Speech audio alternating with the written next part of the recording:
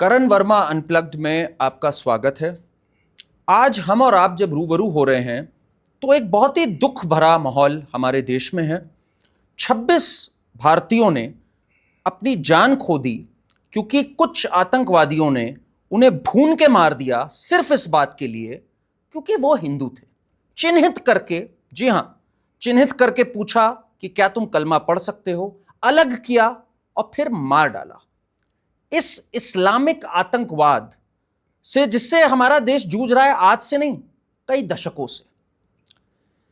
इस पर एक तरफ तो श्रद्धांजलि बनती है उनकी जो आज हमारे बीच नहीं है।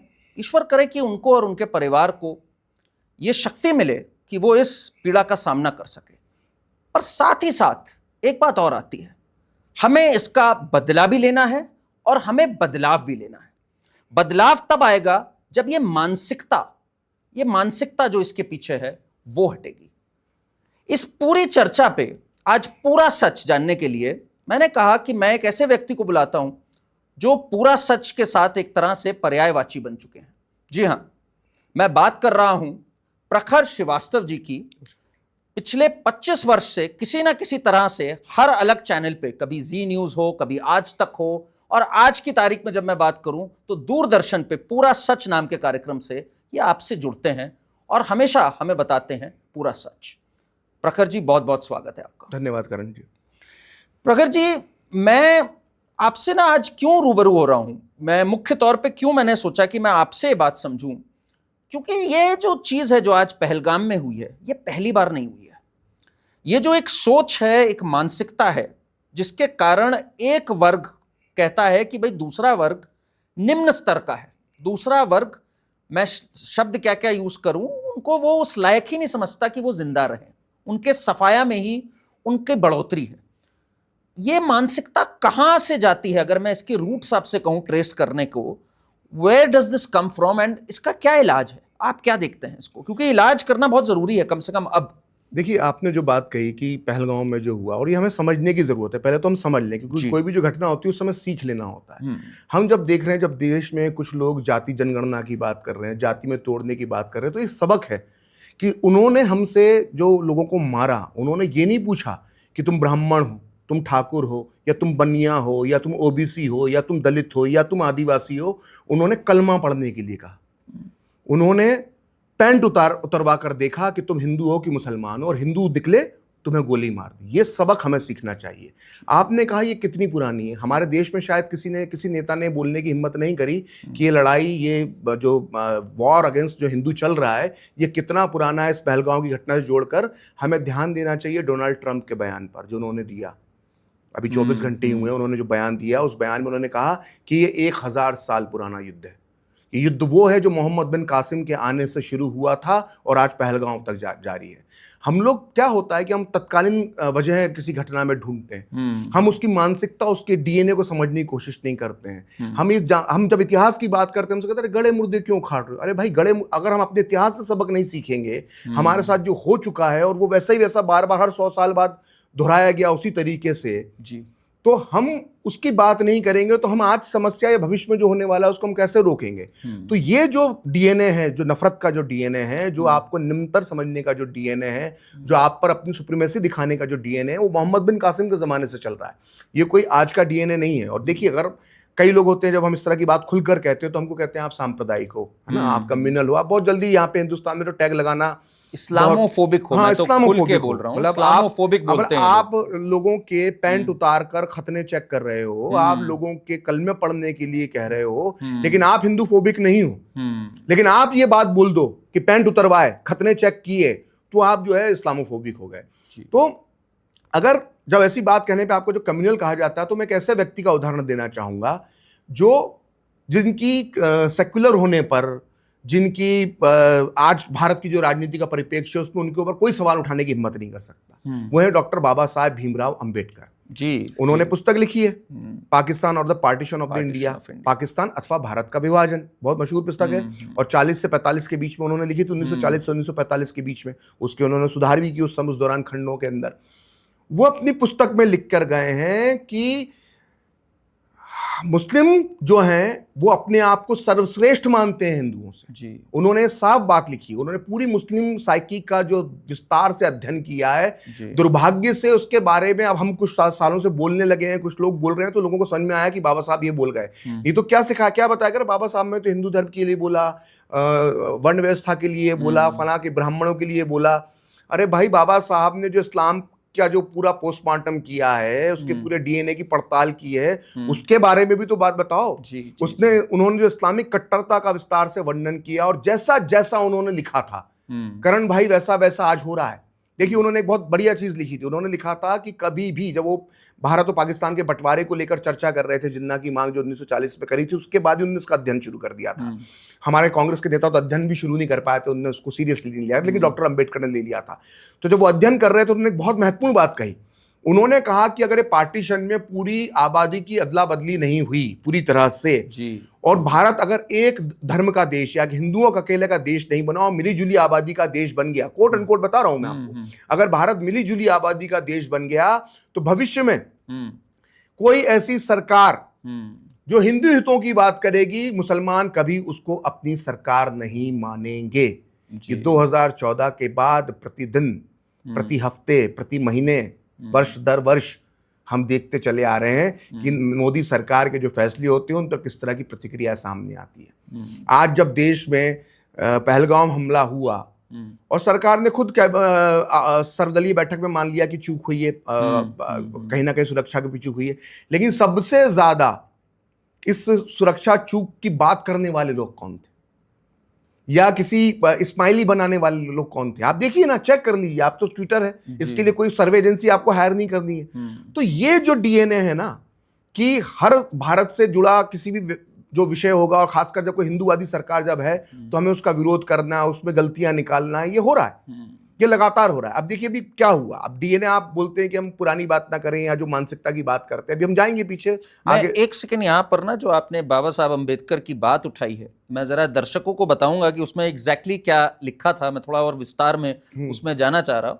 उसमें उन्होंने लिखा है जो मुस्लिम ब्रदरहुड है वो केवल एक्सक्लूसिव है वो मुस्लिम के लिए, मुस्लिम ब्रदरहुड सिर्फ मुसलमानों का आपसी भाईचारा है बस, बाकी के लिए वो बिल्कुल नहीं है। बाकी की और बहुत ही कंटेम्प्ट से, मतलब गंदी नजर से देखते हैं, क्योंकि उनके लिए आप, जो मैं एक शब्द नहीं इस्तेमाल करता हूं, आप वो हैं, और उनके लिए वो, आप कभी भी वो उनके लिए देश से ऊपर है। उन्होंने शब्द लिखा है जो उनका हिंदी अनुवाद होता है कि वो आपको निकृष्ट समझते हैं। मुसलमान जो है वो हिंदू को निकृष्ट समझते हैं, और उनके लिए अगर कभी एक बात आ जाएगी कि उन्हें चुनना पड़े कि हम उम्मा के लिए या फिर हम अपने यहाँ पर एक हिंदू सरकार के लिए जिनको वो निम्न मानते हैं, वो हमेशा उम्मा को चुनेंगे। और एक बात और क्या हो सकता है, एक बात और कही करण भाई, उसमें उन्होंने जो अभी हो गया, झारखंड के एक मंत्री हैं अंसारी साहब, नाम है शायद उनका, उनसे जब पूछा गया शरिया और संविधान में, तो उन्होंने कहा शरिया दिल में, शरिया हमारे लिए पहले, संविधान बाद में। जो बयान दिया, ठीक यही बात लिखी डॉक्टर अंबेडकर ने, बिल्कुल, कि अगर उन्हें जिस देश में वो रह रहे हैं और वो दारुल हरब है, मतलब यहाँ पे इस्लाम का शासन नहीं है, और उस देश के कानून और शरिया में से किसी एक को चुनना होगा तो वो शरिया को चुनेंगे। और ये आप टेस्ट कर लीजिए, ये कोई इसके लिए कोई बहुत ज्यादा, मैं बार बार जो कहता हूँ, इस तरह के लिए कोई सर्वे एजेंसी हायर नहीं करना कि आप CSDS और AC निल्सन वगैरह सर्वे एजेंसी लाके सर्वे करवाओ। ये आप रैंडमली आप सड़क चौराहे पर आप इसको चेक कर लीजिए, आपको मालूम पड़ जाएगा, दफ्तरों में अपने चेक कर लीजिए, मालूम पड़ जाएगा। तो ये साइकी है जो हम पहलगाम में देखी हमने। अब देखिए पहलगाम में के बाद जो हो रहा है, अब आप झंडे वाली तस्वीरें आई। अब देखिए, अगर मान लीजिए किसी शहर के अंदर सड़क पर झंडा नीचे चिपका रखा है, ठीक है, उसको हटाने के लिए कौन आया? वो आपने देखा हमने कुलबर्गी में कि 2 बुर्केधारी स्त्रियां आई और उन्होंने वो झंडे निकालना शुरू कर दिया। तो भाई पाकिस्तान तो देख के, तस्वीरें देख के कितना खुश होगा कि 25 करोड़ तो हम हैं, और वहां भी काफी मात्रा में हमारे पास इस तरह के लोग हैं जो हमारे झंडे का अपमान देखकर इस तरह से व्यथित हो जाते हैं। सवाल ये है कि अगर आपकी ये सोच है कि भाई किसी दूसरे देश का, किसी भी देश का झंडा उसका अपमान नहीं हो, तो ठीक है, चलो भाई एक दफे मान सकते हैं। लेकिन यही लोग, इनकी धूर्तता देखिए, ये कितने धूर्त होते हैं, कितने मक्कार होते हैं। यही लोग इजराइल के झंडे के साथ क्या करते हैं? और ये चुपकाने वाला, सड़क पर चुपकाने वाला पैटर्न किसने, कहां से आया?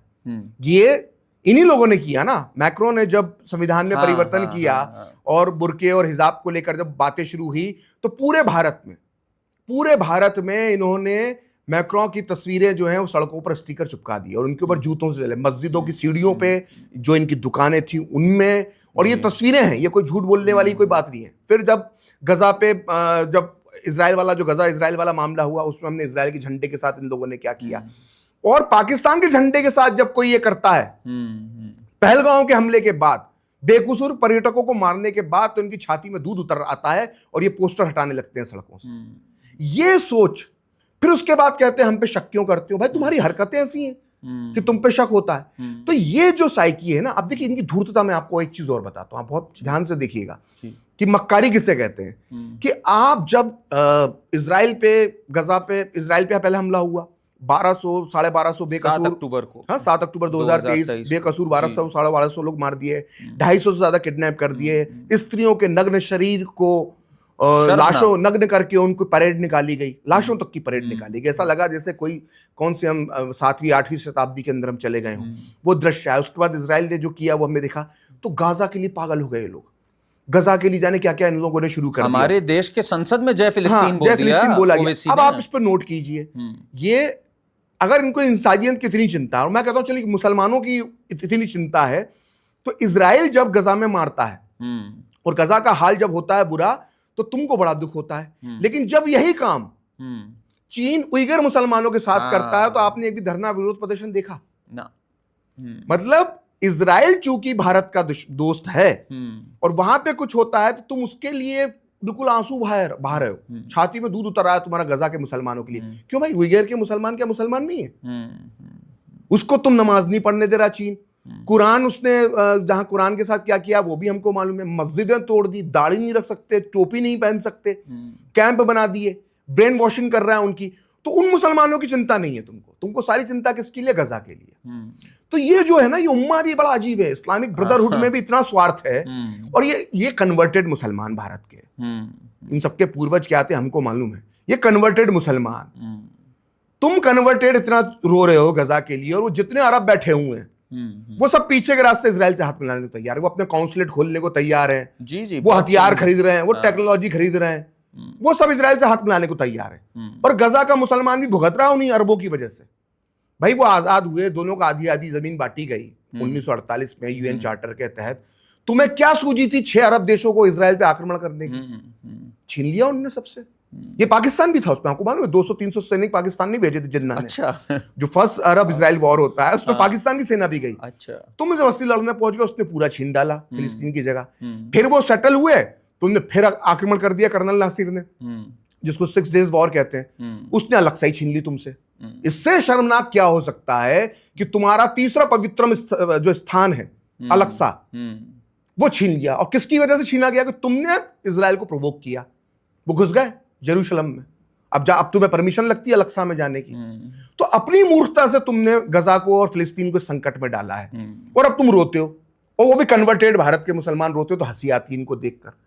एक इसमें प्रखर जी, इसमें थोड़ा पीछे जाते हैं जरा, क्योंकि आपने जो ये बात कही ना उम्मा की, और ये उम्मा भी बड़ा अजीब है, और यहाँ वालों को बाहर से लेना देना, इसकी शुरुआत कहाँ से होती है?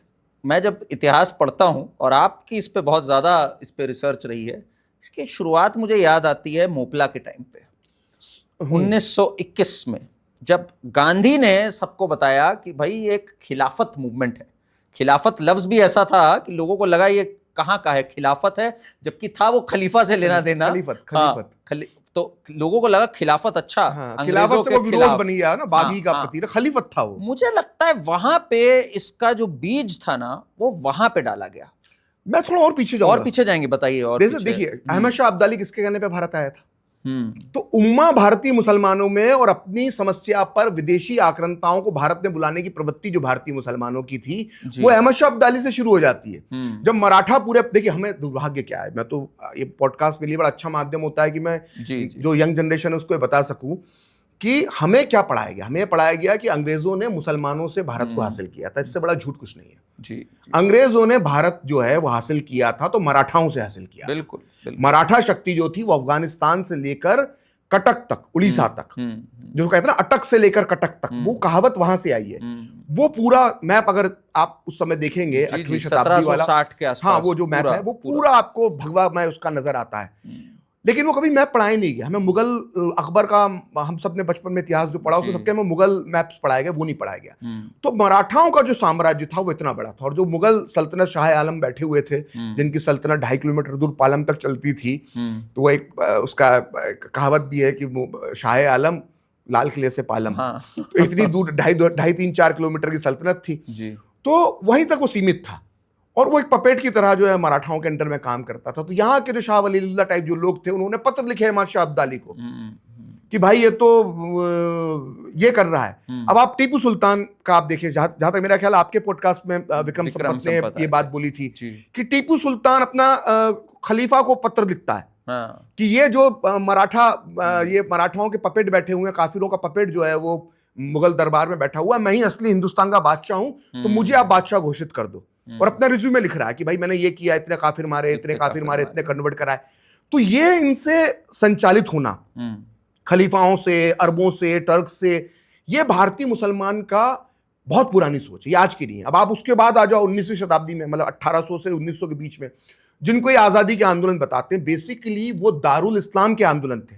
आपको याद होगा कैसे वो हिजरत करवाई थी, और अफगानिस्तान तक, बिहार और यूपी के मुसलमानों ने हिजरत करके अफगानिस्तान तक पहुंच गए थे, जिनको लाल रेशमी रुमाल जाने कौन कौन से आंदोलन नाम दे दिए गए। तो वो भी इस्लामिक आंदोलन थे, अंग्रेजों को भगाकर इस्लाम की हुकूमत शामिल करने के लिए। अब हम आते हैं मोपला पे। तो आपने कहा 1921, ठीक है, मैं इसके भी पहले चले जाता हूं मोपलाओं पे ही।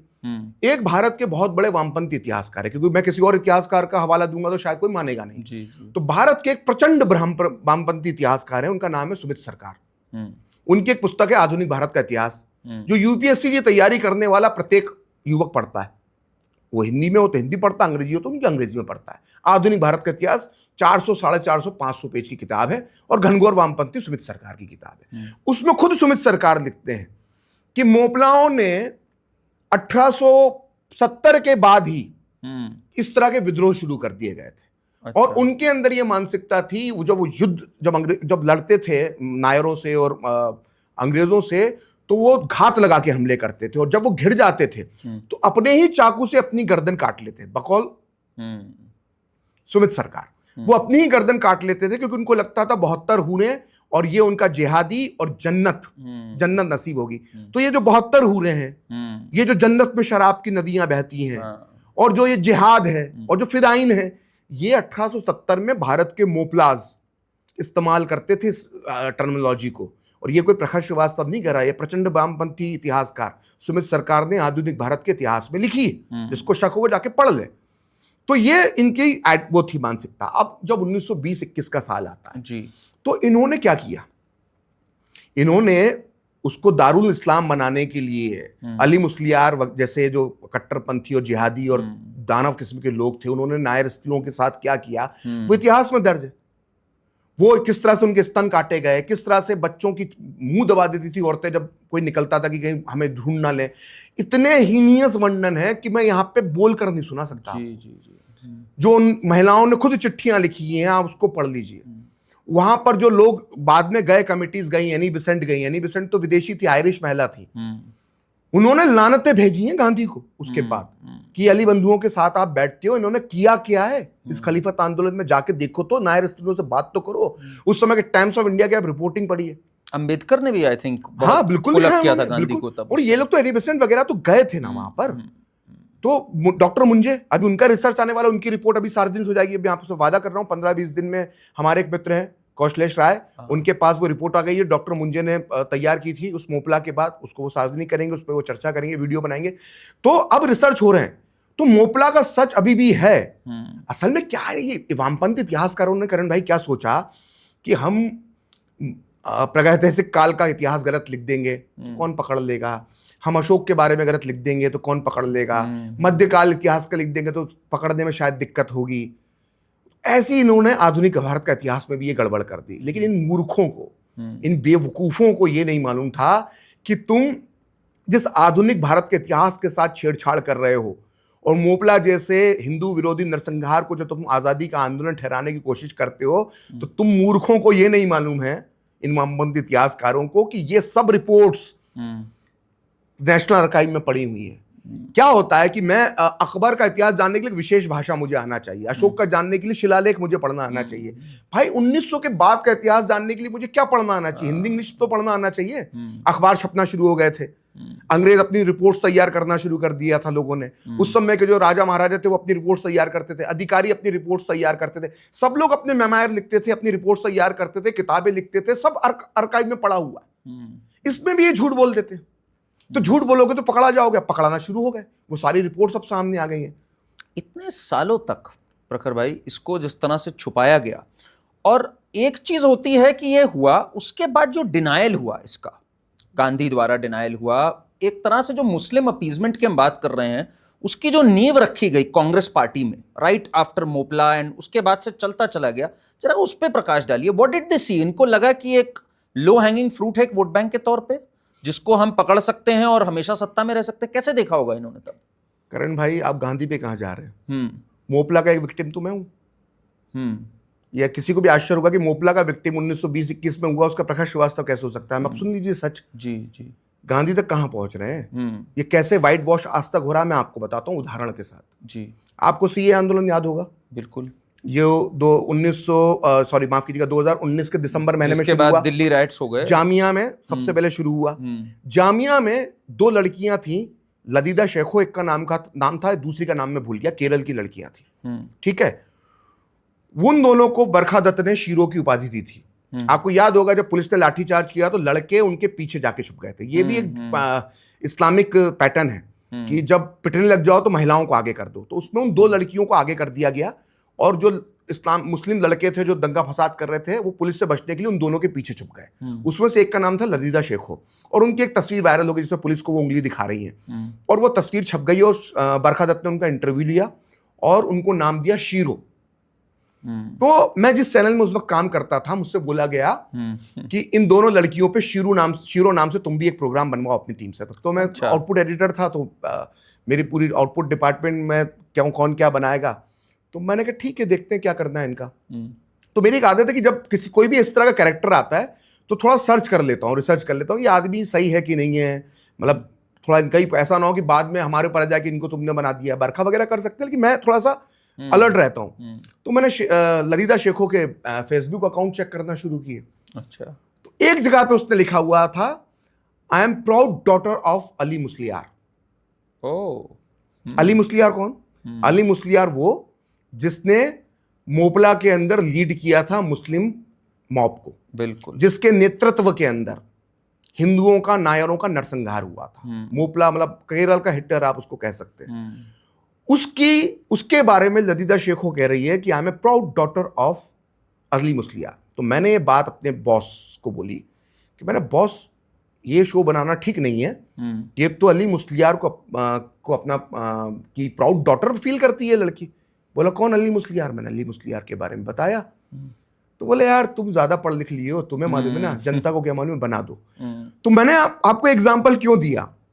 मैंने इसलिए आपको एग्जाम्पल दिया कि ये जो मोपला को व्हाइट वॉश करने जो 1920-21 में हुआ वो 2019 तक होता रहा है जी, 100 साल। तो आप गांधी ने जो किया वो तो उसके बाद अब तो इतना सब कुछ सामने है, अब तो उसके परिणाम सामने आ गए। उसके बाद तो पाकिस्तान बन गया, उसके बाद तो खलीफत के बाद क्या क्या हो गया इस देश में, हिंदू मुस्लिम एकता की धज्जियां उड़ गई उस खलीफत आंदोलन के बाद। वो क्या जिस तरह, तो ये जो प्रक्रिया जो कह रहे हैं ना करण भाई कि गांधी ने शुरू करी मोपला के बाद से, और जो इसको व्हाइट वॉश करने के लिए, इसको छुपाने की, वो 2019 तक चल रही है। और वो सर्कमटेंसेस ऐसे बना दिए गए उस 2019 के बाद, इस घटना के बाद मेरे साथ, कि मुझे ट्वीट करना पड़ा। तो ये आप क्या सोच रहे हैं? यहां पर सच बोलना, मतलब दिखाओ जो लिखित सच है उसको बोलना भी अपराध है। और ये मोदी सरकार के आने के करीब करीब 11 साल बाद तक हो रहा है। 11 साल हो रहे हैं मोदी सरकार को। इस दौर में भी अगर आज आप और हम सच बोल देते हैं ना किसी घटना को लेकर ऐतिहासिक, उस पर भी सवाल उठाए जाते हैं। मुझे याद है 1945-46 के चुनाव की मैंने बहुत पहले बात करना शुरू करी थी कि ये पाकिस्तान के लिए रेफरेंडम था और भारत के 90% ज्यादा मुसलमानों ने वोट दिए। मैंने क्या झेला है मैं जानता हूं। धमकियां दी गई, और जो मूर्ख थे वो कहते थे ऐसा तो कोई चुनाव ही नहीं हुआ होगा, अंग्रेज चुनाव ही क्यों करवाते थे, अंग्रेज, भारत का पहला चुनाव तो 1952 में हुआ। मतलब अब सब मानने लग गए जी। लेकिन हमें 6-6, 7-7 साल लगते हैं। तो जो चीज हम लोगों को 6-6 साल 10-10 साल सच होने के बाद, सबूत दिखाने के बाद हमको 8 साल किसी बात को साबित करने में, मनवाने में लग जाते हैं, उन लोगों ने ऐसे झटकों में साबित करवा प्रखर दिया। भाई एक बात बताइए मुझे, जब आज सामने ग्लेयरिंग एविडेंस है, ठीक, मैं एक उदाहरण अगर लूं, जैसे औरंगजेब के बारे में ग्लेयरिंग एविडेंस है, मसीर आलमगीरी हमारे सामने है, वो मान रहा है खुद कि भाई मैंने क्या क्या हरकतें करी, टीपू सुल्तान के खुद हमें प्रोक्लेमेशंस दिख रहे हैं। अब ये क्या मानसिकता है, इसको व्हाइट वॉश करने की दो चीजें हो सकती है। एक है कि ये बहुत एम्बैरेस्ड हैं अब, कि भाई 40 साल से हम एक झूठ फैला रहे थे, अब पकड़े गए, अब क्या मुंह लेके जाएंगे, इसलिए अब झूठी में रहो, ईगो है, या ये एक एजेंडा है जो चलता आ रहा है पीछे से, कोई फाइनेंसिंग है, ये क्या रीजन है आपके हिसाब से? देखिए, ये एजेंडा भारत की आजादी के साथ सेट कर दिया था जवाहरलाल नेहरू ने। अच्छा, उन्होंने, उनकी इतिहास में बहुत रुचि थी, उन्होंने खुद डिस्कवरी ऑफ इंडिया लिखी है, इतिहास को लेकर उनकी एक इंटरेस्ट था, लेकिन वो किस तरह का इंटरेस्ट था उनकी पुस्तक पढ़ के हमें मालूम पड़ जाता है किस तरह का उनका इतिहास। गजनी के बारे में, बाबर के बारे में 8 लवर हैं, शिवाजी के बारे में 5 जनक बातें हैं उसमें, तो वो आप उनके इतिहास बोध का अंदाजा आप लगा सकते हो। लेकिन पंडित नेहरू जी को, हमारे प्रिय चाचा नेहरू को, 2 चीजों पर बड़ी गलतफहमी थी। उनको एक तो लगता था कि दुनिया के सबसे बड़े इतिहासकार वो हैं, और दूसरी बात उनको अपने बारे में गलतफहमी थी कि विदेश नीति को पूरे भारत में उनसे बेहतर कोई नहीं समझता। उनकी विदेश नीति का क्या हश्र हुआ हमने 1962 के युद्ध में देख लिया, और इतिहास का क्या हश्र है आज हम देख रहे हैं। कश्मीर में भी इन्होंने क्या हरकत करी, अपने पास रखा उन्होंने, बाकी सारी रियासतें उनको दे रखी थी सरदार पटेल को। तो ये जो इतिहास की आप जो बात कर रहे हैं, तो ये बड़ी धूर्तता के साथ इतिहास लिखा गया है। भारत का जो इतिहास लिखा गया बहुत ही धूर्त मानसिकता के साथ लिखा गया। तो काफी हद तक औरंगजेब को तो वामपंथी इतिहासकारों ने विलेन बनाया। उसकी वजह ये थी कि उसने अपने इतने एविडेंस छोड़ रखे थे मसीरत आलमगीर टाइप बुक्स के अंदर, और उसके जो चीजें श्रुतियों, तो एक को विलेन बना दो, एक को पंचिंग बैग बना दो, लोग इस हिंदू इसको मार मार के खुश होते रहेंगे। और चूंकि औरंगजेब की नीतियों की वजह से मुगल साम्राज्य भी ढह गया, उसकी जो नीतियां थी उसके बाद, तो एक को गाली बकते रहेंगे, बाकी सबको ग्लोरीफाई कर दो। और प्राइम एग्जांपल है टीपू सुल्तान। वो तो भला हो विक्रम संपत जैसे इतिहासकारों का, कि जो खोद खोद को लिया है उसके बारे में, और काफी और भी लोग काम कर रहे हैं। हमारे संदीप बाला हैं बेंगलोर में, वो भी इस पर बहुत काम करते हैं। तो इनका मकसद था सबको हीरो बना दो। और इनके पीछे मानसिकता क्या थी? असल में जो भारत आजाद हुआ, तो मुस्लिमों की जो को लेकर जो सोच थी वो बहुत एक्सपोज हो चुकी थी, कि पाकिस्तान बनाने वाले कोई रावलपिंडी, इस्लामाबाद, इधर के मुसलमान तो थे नहीं। देखिए, ये सत्य है कि पाकिस्तान बनाया भारत के मुसलमानों ने। जिन्ना कहां से चुनाव जीता? हाँ, जिन्ना बंबई से जीता, बंबई से, भाईकला से। हाँ, ठीक है, मेरठ से लियाकत अली खान। तो प्रधानमंत्री और गवर्नर जनरल और क्लियर उस इलेक्शन में 1946 के था कि Pakistan is on the ballot. हाँ, वही क्लियर। तो ये सब इन्होंने बनाया, तो इनकी निष्ठा पे तो शक हो गया था। आपको सरदार पटेल का भाषण मालूम ही होगा 6 जनवरी का, कि ये अचानक से रातों रात के 3-4 करोड़ जनता को भी बता दें जरा हम लोग, कि रातों रात अचानक से क्या हो गया जो देशभक्ति जाग गई। अभी तक पाकिस्तान के लिए तुम ही लोग तो चाह रहे थे, ये उन्होंने यहाँ के भारतीय मुसलमानों को। अब ये कोई आज बोल दे तो उसको कम्युनल कहलाएगा। तो ये सब इनके एक्सपोज हो चुके थे लोग। तो चूंकि इनके लिए, इन मुसलमानों के लिए इस तरह की भावनाएं और ना, इनके जो पूर्वजों ने जो पाप किए थे वो सामने ना आ जाए, इसलिए व्हाइट वॉश करने की, इतिहास को करने की शुरुआत हुई।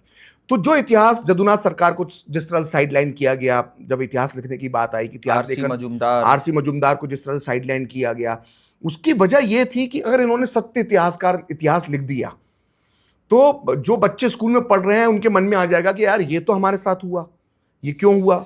इन मूर्खों ने ये नहीं सोचा कि यही बच्चे जब किसी मंदिरों में जाएंगे और टूटी हुई प्रतिमाएं देखेंगे, क्योंकि ये देखिए, ये समझने वाली बात है कि ऐसा नहीं है कि सारे मंदिर तोड़कर उस पर मस्जिद बन गई। तोड़े मंदिर, मस्जिद बनाई, हमने फिर से रिक्लेम की है। हमारा कोई हिंदू इतिहास जो है वो हारों का इतिहास नहीं है, बिल्कुल नहीं। वो हार जीत लगी रही हमारे साथ। हम जीते भी, हम हारे भी, फिर हम जीते, हम क्लेम करते रहे अपनी चीजों को।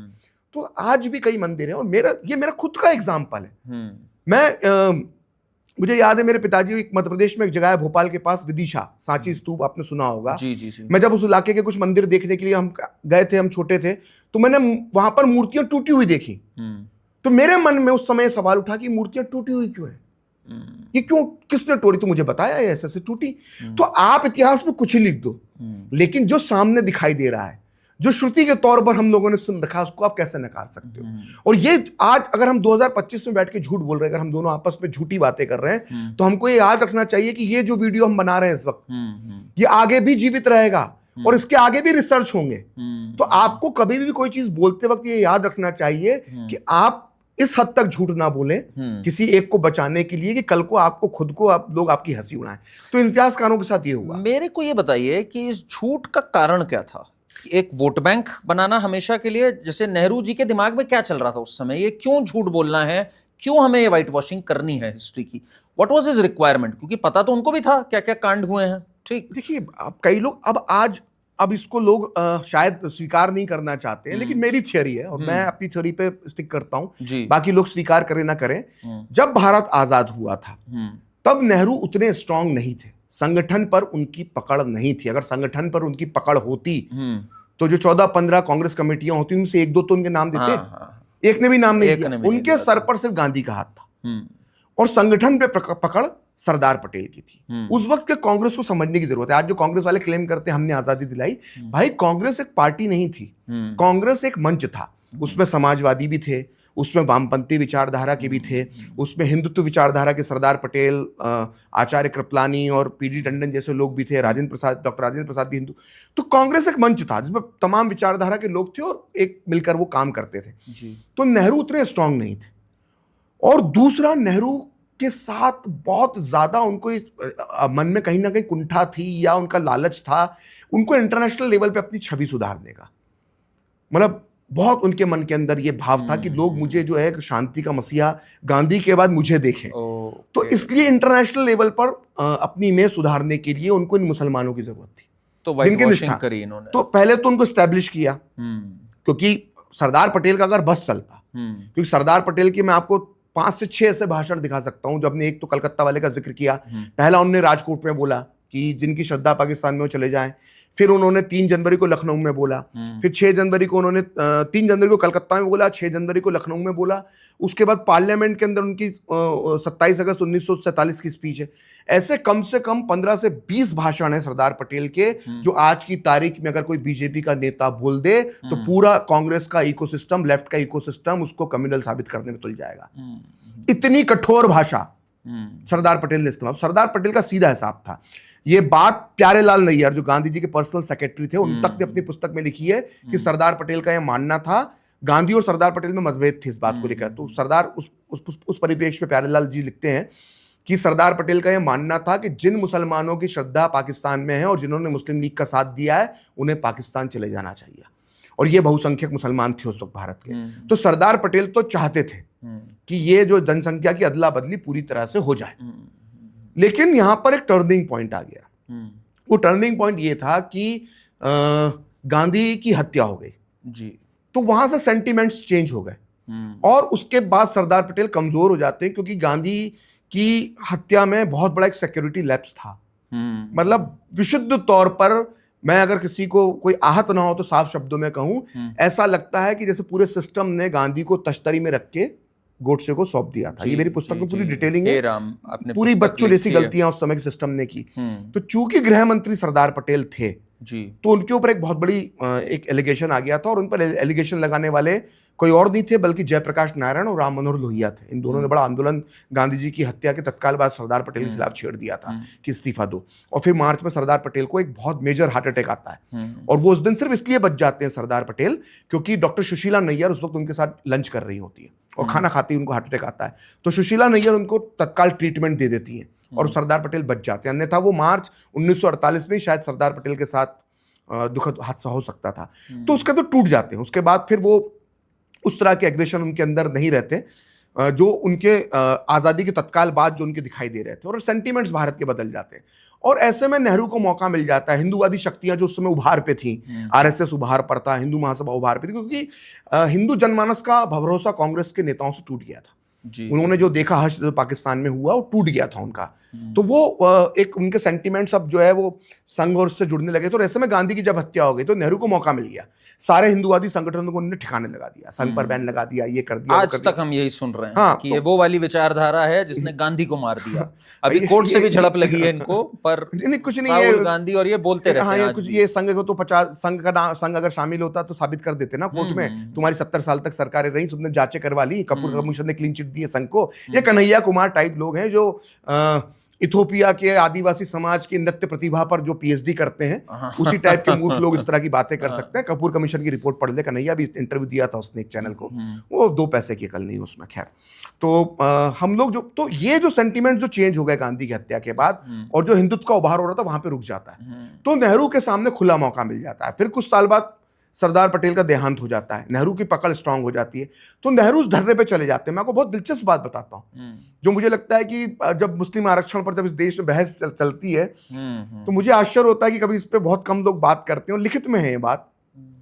जब नेहरू लियाकत पैक्ट हुआ 1950-51 में, तो उसमें लियाकत ने शर्तें रखी नेहरू के सामने कि आपको भारत के मुसलमानों को उनकी आबादी के अनुपात पे, तो समय 10% मुसलमान होते थे भारत में, 10% आरक्षण देना चाहिए, ना केवल सरकारी नौकरियों में, एडमिशंस में, बल्कि लोकसभाओं में। उस समय राज्यसभा का गठन होने वाला था, संविधान हमारा बन चुका था, मतलब अपर हाउस में, लोअर हाउस में, लोकसभा, राज्यसभा और विधानसभाओं में, और सेपरेट इलेक्टोरेट होना चाहिए। अच्छा, मतलब जैसे मुसलमान को चुने, तो आप दीजिए। और नेहरू ने बकायदा इसका ड्राफ्ट तैयार कर लिया। अच्छा। और नेहरू ये ड्राफ्ट लेकर पहुंचे कैबिनेट की बैठक में, और उस कैबिनेट की बैठक में मौजूद थे एनवी गाडगिल, जिन्होंने अपनी पुस्तक लिखी है government from inside from government, sorry. उस पुस्तक के अंदर उन्होंने लिखा है कि मैंने नेहरू का विरोध किया। मैंने आप कर क्या रहे हैं, आप कैसे 10% आरक्षण दे सकते हैं मुसलमानों को? तो बोला नेहरू ने बड़े नाराज हो गए, तीखी बहस हो गई, ये हो गई। तो भैया 1950 में पाकिस्तान के प्रधानमंत्री के कहने पर भारत का प्रधानमंत्री जवाहरलाल नेहरू मुसलमानों को 10% आरक्षण दे रहा था, ना केवल नौकरियों में बल्कि लोकसभा, विधानसभा में और राज्यसभा में। मतलब सेपरेट इलेक्टोरेट की बात, जिससे भारत बट चुका है, जिससे भारत बटा, उसके बाद वो फिर आ रहा से था। लागू करने के लिए नेहरू तैयार थे। तो ये अपीजमेंट की इंतहा थी। मतलब नेहरू के आप अगर भाषण सुनेंगे 1947 में जब दंगे चल रहे थे देश में, तो उसमें एनवी गाडगिल ने कठोर पत्र लिखा नेहरू को कि आप जिस तरह की दिल्ली में नुक्कड़ सभाओं में भाषण देते हैं, इससे जो पाकिस्तान से आए हिंदू हैं वो दुखी होते हैं। तो नेहरू बहुत प्रो मुस्लिम, मतलब उनका मुस्लिम अपीजमेंट हद से ज्यादा था। मैं तो अपने एक मेरे मुसलमान मित्र हैं, उनसे मजाक में कहता हूं कि हर मस्जिद के बाहर या किसी मस्जिद, भारत की जितनी मस्जिद है उसके 100 मीटर के दायरे में कहीं ना कहीं, आप लोग खैर बुत परस्ती को नहीं मानते हैं, लेकिन नेहरू का एक बुत जरूर लगा देना चाहिए। अच्छा। हर मस्जिद के आसपास, कि भाई मुसलमान नमाज पढ़ के निकले और नेहरू को सलाम करे एक बार देख के। मतलब जितना वो करके गए मुसलमानों के लिए, भाई साहब, पूरी दुनिया में किसी मुस्लिम नेता ने नहीं किया। गांधी से भी 2 कदम आगे थे आपका मानना? 10 कदम आगे। क्योंकि गांधी की एक स्टेटमेंट है जो कि बहुत ही शर्मनाक है, मैं तो साफ शब्दों में कहूंगा कि even if the Muslims were to kill Hindus should accept it gracefully. ऐसे तो 50 बयान, कि अगर हिंदू मर भी जाते हैं तो खुशी से उनको अपनाना चाहिए, ताकि 50 बयान है गांधी के, एक बढ़िया साम्राज्य स्थापित हो उनकी मौत के बाद। इस तरह की बातें हैं। गांधी की हत्या की सबसे बड़ी वजह मुस्लिम अपीजमेंट थी। हाँ, गांधी की हत्या की वजहों में सबसे बड़ी वजह मुस्लिम आपने 3 वजहें बताई हैं मेरा ख्याल है, एक 4 वजह आपने, एक तो रेफ्यूजीज जो चल रहे थे उनके प्रति दुर्व्यवहार, एक आपने मुस्लिम अपीजमेंट, बहुत बड़ी बात कही, और एक पार्टीशन कही। पार्टीशन और 55 करोड़ रुपए, चौथी वजह 55 करोड़ रुपए। तो ये लेकिन देखिए, गांधी बोलते थे, गांधी के हाथ में करने को बहुत कुछ नहीं था, क्योंकि गांधी के पास, गांधी की सलाह पर कितनी ही सरकार चली, मतलब अगस्त में आजाद हुआ, जनवरी में चले गए। नेहरू के पास तो 1947 से लेकर 1964 तक का समय रहा ना। हाँ। और जिसमें एक एक करके ठिकाने लगते गए उनके सारे दुश्मन। सरदार पटेल जो राजनीतिक विरोधी थे वो नहीं रहे 1950 के तक आते आते। उसके बाद आचार्य कृपलानी ने अलग पार्टी बना दी। डॉक्टर राजेंद्र प्रसाद एक तरह से राष्ट्रपति बन गए, तो वो उस तरह से वॉइस नहीं रही उनकी, पार्टी में उनकी पकड़ होती गई। पीडी टंडन जैसे नेताओं को उन्होंने ठिकाने लगा दिया, इस्तीफा देने को मजबूर कर दिया। तो ये स्थितियां उन्होंने ऐसी बना दी थी कि उसमें कोई विरोध का स्वर नहीं बचा था।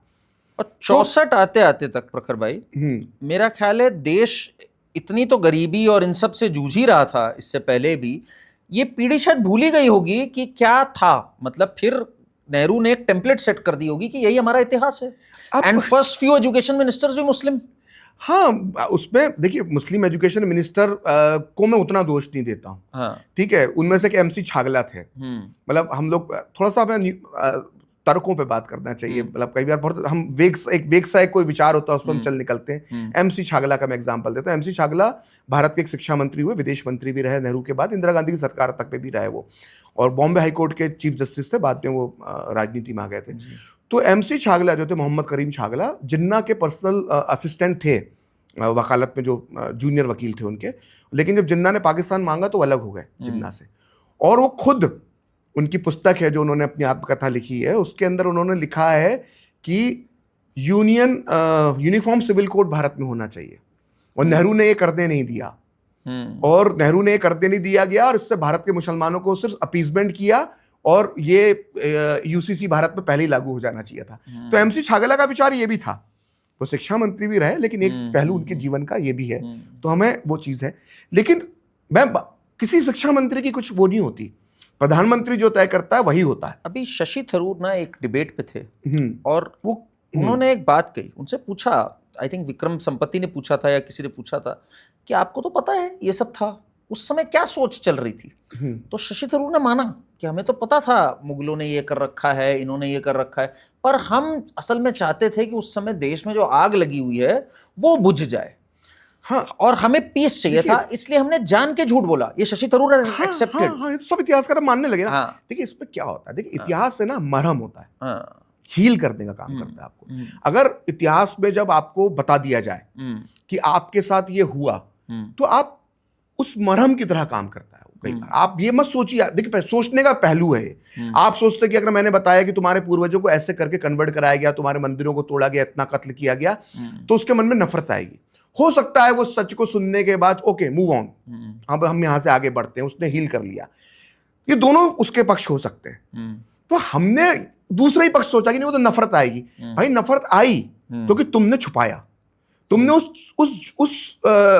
झूठ को छुपाया जो नंगी आंखों से दिखाई देता है। अब आप सोचो, मतलब ज्ञान, मतलब भारत का मुसलमान में धूर्त जब मैं बोलता हूं तो क्यों बोलता हूं?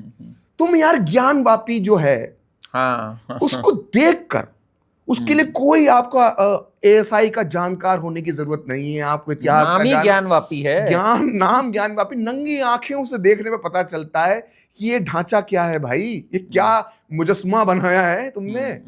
ये मंदिर की दीवारों पे एक टोपी रख देने से मस्जिद थोना हो जाएगी? मतलब किसी मुसलमान को वो जो क्या कहते हैं ना, वो सच बोलने वाला इंजेक्शन दे के अगर पूछा जाए तो वो भी यही बोलेगा कि हाँ यार तो मंदिर ही है। अब वो नंगा सच जो दिखाई दे रहा है, उसको तुम जब छुपाओगे तो नफरत और नहीं बढ़ेगी क्या? या जब उसको हमें कोर्ट में लड़वाओगे तो हमें नफरत नहीं बढ़ेगी? भाई नफरत जिसको सो कॉल्ड नफरत कहते हैं, ये किसने पैदा करी? जब तुम प्रभु श्री राम के अस्तित्व पे सवाल उठाओगे, जब तुम ये बार बार कहोगे कि प्रभु राम तो पैदा ही नहीं हुए थे, जब तुम अयोध्या में प्रभु श्री राम को मानने से इनकार कर दोगे, उनकी जन्मस्थली थी, जन्मभूमि थी, जन्म स्थान था, उसके लिए तुम 150 साल तक हमारी चप्पलें भारत की अदालतों के अंदर रगड़वाओगे, तो तुम किस प्यार की उम्मीद करते हो यार? अगर यही बात जो प्रभु श्री राम के लिए भारतीय अदालतों के अंदर दलीलें दी गई, बाबरी मस्जिद एक्शन कमेटी और all India Muslim personal law board ने, अगर यही दलीलें हम अगर उनके जिसके प्रति उनकी श्रद्धा है उसके लिए हम अगर ये दलीलें देना शुरू कर दे तो कितने आहत होंगे। हमने कोई उनके 3 पवित्र स्थल तो नहीं माने थे। क्या भगवान राम की तुलना बाबर और बाबर के एक सेनापति से हो सकती है? सोचिए, ये तुमने उसके लिए हमारे चक्कर कटवा दिए, और मौके थे, दे थे यार, चलो यार, तुम्हें हिंदुओं ने हमें सब दिया, हमें पाकिस्तान दे दिया, हमें सब कुछ दिया, एक मंदिर मांग रहे हैं, दे दो यार। 12 साल जो पहले थे, आई थिंक 1949 में जब डाला था इसका, अगर 12 साल लैप्स हो जाते तो शायद हो जाता, पर फिर इन्होंने चढ़ाया हर जगह इतिहासकारों ने भी तो चढ़ाया था। मैं आपसे निवेदन करूंगा कि आप डॉक्टर मीनाक्षी जैन का किसी दिन पॉडकास्ट करें। आप वो आपको बताएंगे कि मथुरा में कैसे डील हुई है। मतलब ये देश सो रहा था 60, 70, 50 के दशक में, वो एक कमेटी बन गई, मंदिर कमेटी बन गई और ईदगाह की डील कर गई। वो बंटी बबली डील है वो, बिल्कुल क्या क्या हुआ है। तो ये सब चीजें जो आप कहते हैं, जो आई वॉश किया गया, सब चीज, ये पूरा एक पैटर्न था जो लगातार चलता रहा। और इसका असर आप कैसे देखते हैं? जो आज का मुसलमान है उसकी साइकी पे क्या असर हुआ है टोटल? मतलब वो क्या सोचता है अपने को? वो सोचता है मैं एक सुपीरियर व्यक्ति हूं, है ना, मैं 1400 साल पहले से हमारा राज चल रहा है और अल्लाह पाक का आखिरी मैसेज हमारा ही है। कैसे सोचता है? देखिए क्या दिक्कत हुई। अब मैं आपसे जो मराठा के साम्राज्य की बात कर रहे थे, अगर स्कूल के अंदर हम ईमानदारी से पढ़ाते हैं इतने साल तक मुगल यहाँ पे स्ट्रांग थे, यहाँ मुगल ये जीते, फिर ये मुगल हार भी गए, फिर यहाँ ये जीता, राजपूताना ने इतनी जीत हासिल करी, इसका इतना साम्राज्य। तो चोला पढ़ाते, आप जो दक्षिण भारत के पूरे साम्राज्य हैं, आप पूर्वी भारत के पढ़ाते, मराठा साम्राज्य पढ़ाते और ईमानदारी से बताते सब कुछ, तो किसी मुसलमान के दिमाग में शायद काफी हद तक। कुछ तो खैर मतलब वो अब क्या ही बोले, उनके लिए जिनके लिए धरती चपटी उनका तो मैं कुछ नहीं कह सकता, लेकिन जो लॉजिकल है, जो थोड़ी बहुत तादाद में जो आज भी कहते हैं कि आपने 700-800 साल हुकूमत करी, कम से कम उनको क्लियर होता कि भैया तुमने 700-800 साल हुकूमत नहीं करी, और की भी तो ये जो आखिरी हुकूमत जो अंग्रेजों ने भारत से ली वो मराठाओं से ली, हिंदुओं से ली। तो ये दिमाग से अपने जाले साफ कर लो कि तुम कोई हो, तुम्हारी इतिहास पिछले 150-200 साल में तुम हर युद्ध हारे हो। ये अब उठा के देख लो ना, ये बहुत बड़ी बात आप कह रहे हैं, पिछले 150-200 साल में हर जगह हारे हैं ये। मैं आपको बहुत ही सिंपल एक आसान भाषा में कहता हूँ, क्रिकेट बॉल भारत के लोग समझते हैं जी, भैया इनको समझ लेना जी, तुम्हारी बारी खत्म हो गई। तुम्हारी बारी थी वो 16वीं-17वीं शताब्दी तक, तुमने खूब खेल लिया 600 से लेके 1600 साल तक, 1700 साल तक, अब तुम्हारी बारी हो गई पूरी, अब तुम्हारी बारी अब आनी भी नहीं है। उसके बाद से तुम हार ही रहे हो, हार रहे, तभी वो बैठा हुआ है तुम्हारे अलग-सा पे कब्जा करके। तो ये दिमाग से, ये जो आप किसी को झूठा प्राउड, झूठी कहानियों पे जो पैदा कर देते हो कि वो फिर उस पर राहत इंदौरी जैसे शायर आ गए कि हमारे फटी टोपियों पे तंज कसने वालों, हमारे ताज जो हैं अजायब घरों की शानें हैं। तो ये आपके साथ 800 साल हुकूमत, 700 साल हुकूमत, अरे यार बाहर निकलो इससे, ये क्या लगा रखा है तुमने। आज भीख मांगने वाली कईयों की हालत है। अब इसमें देखिए अब क्या है, शिवाजी को आप बोलते, शिवाजी राजे के, छत्रपति शिवाजी राजे के तो वंशज हैं, वो सांसद हैं, महाराणा प्रताप के वंशज कहां से कहां पहुंच गए, और ये देख लो पंचर जोड़ रहे हैं मुगलों और टीपू सुल्तान के वंशज। तो ये सब में कुछ नहीं रखा हुआ, तो इनके दिमाग में उसका नुकसान क्या हुआ, उसका नुकसान जब आपने इनको, और जो आप कह रहे हो कि वो अपने को सुपीरियर मानने, एक तो इतिहास की वजह से सुपीरियर मानने लग गया, आपने इतिहास गलत पढ़ा तो सुपीरियर मानने लग गया। वो देखो टीपू सुल्तान की जयंती हर साल दक्षिण भारत में क्या होता है। अब इसका दूसरा साइड इफेक्ट बताता हूं, मुस्लिम अपीजमेंट का साइड इफेक्ट सुन लीजिए आप। जब आप घर में भी किसी एक बच्चे को आप अपीज करेंगे, उसको ज्यादा अटेंशन देंगे, उसको ज्यादा उसकी हर गलत बात को मानेंगे कि नहीं नहीं तेरा पर्सनल लॉ चलेगा, तेरा तो ये भी चलेगा, तेरा तो ये भी चलेगा, तू तो जहां रुमाल रख देगा वो जगह तेरी हो जाएगी, मैं डाइनिंग टेबल पे इस कुर्सी बैठूंगा, मैंने रुमाल रख दिया, तो भाई वक्फ हो गया है ना, तो वो सुपीरियर फील करने ही लग जाएगा। वो अपने बड़े भाई से भी अपने आप को सुपीरियर फील करेगा अगर छोटा है। तो भारत में क्या हुआ, अब मैं आपको बहुत बढ़िया, एक टिवोर मेंडे करके हंगरी के पत्रकार थे, 1954 में उन्होंने नेहरू जी का इंटरव्यू लिया, और वो इंटरव्यू था कुछ 3.5 घंटे का, और वो पुस्तक की शक्ल में प्रकाशित हुआ है। उस समय हिंदू कोड बिल पे काम हो रहा था भारत में, वो नेहरू जी के करके हिंदू कोड बिल को टुकड़ों में पास करवा रहे थे। तो कुछ लोग मांग कर रहे थे, भारतीय जनसंघ और हिंदू संगठन, भाई मुसलमानों के लिए भी लाओ, इनके लिए क्यों कानून नहीं होना चाहिए, सबके लिए एक कानून होना चाहिए।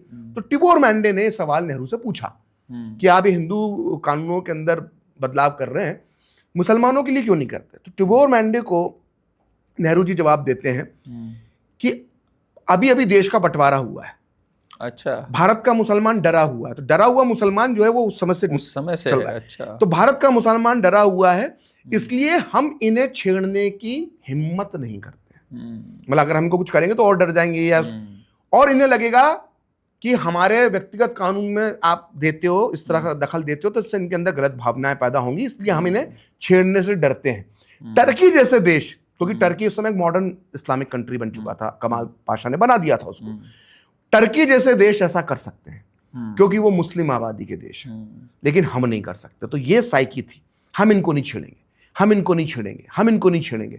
तो भाई जब आप किसी को इतना पैम्पर करके रखोगे तो एक दिन वो सुपीरियरिटी कॉम्प्लेक्स के अंदर होगा, और उसका दूसरा असर क्या होगा। ये मैं पहले भी कई बार कह चुका हूं कि जब आपने गांधी हत्याकांड के बाद एक पूरी विचारधारा को बदनाम किया कि नहीं गांधी की हत्या के लिए हिंदुत्व जिम्मेदार, हिंदुत्व जिम्मेदार, हिंदुत्व जिम्मेदार, संगठन आपने कर दिए, लोग को अगर आप शाखा में जाते हो तो आप थोड़े कम्युनल हो, तुम आरएसएस में जाते हो, मतलब आपने हिंदुत्व की बात करी तो कम्युनल हो, तुमने कह दिया गर्व से हिंदू हो तो तुम कम्युनल हो।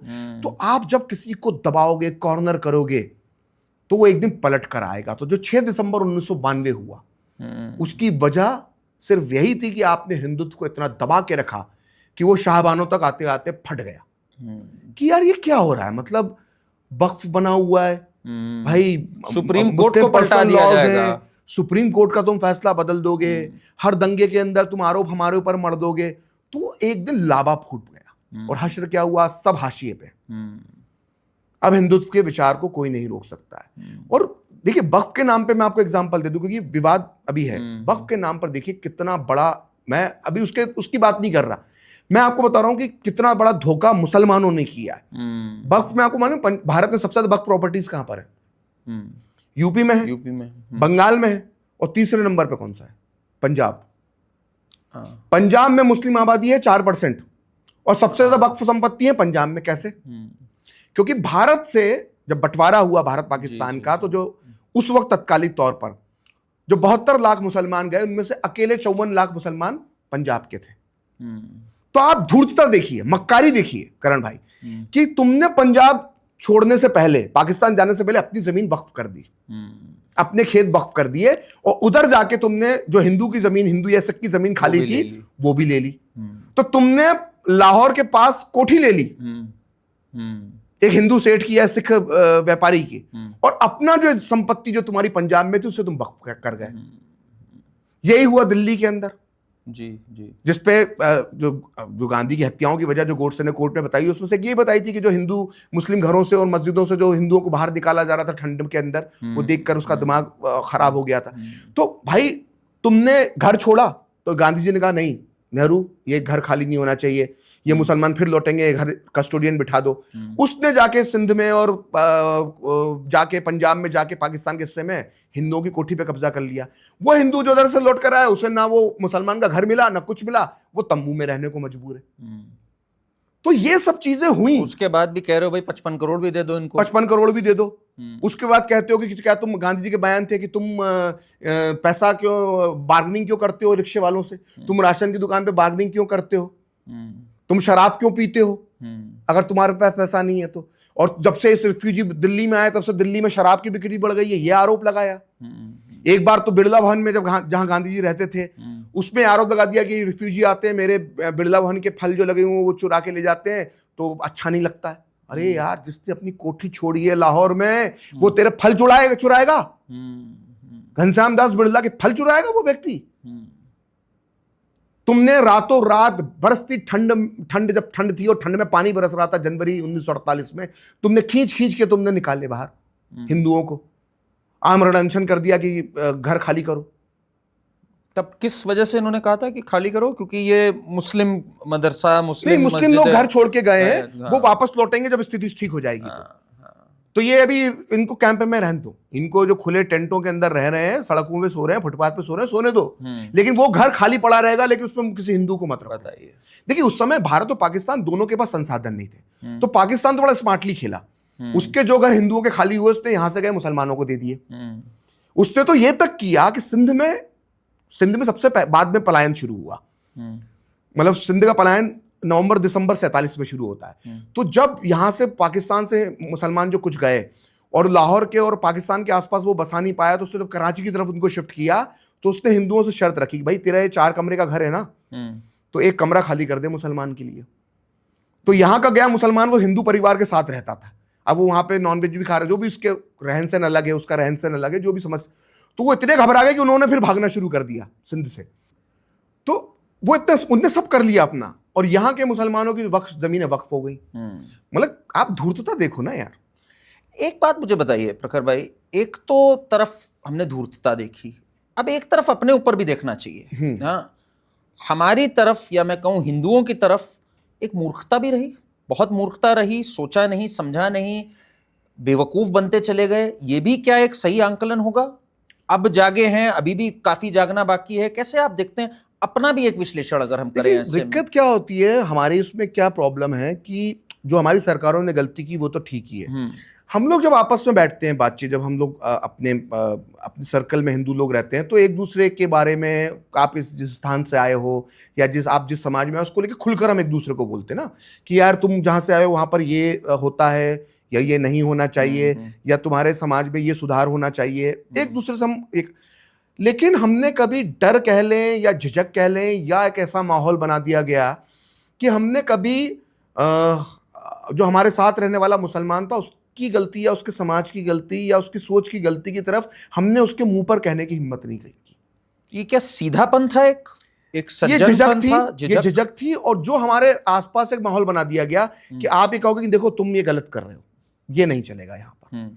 ये कहने की हिम्मत आप में नहीं थी और आपने उसको नहीं कहा। शायद इसलिए क्योंकि आपके आसपास ऐसा वातावरण बना दिया गया कि आप गलत को गलत कहोगे तो आप कम्युनल कह दिए जाओगे।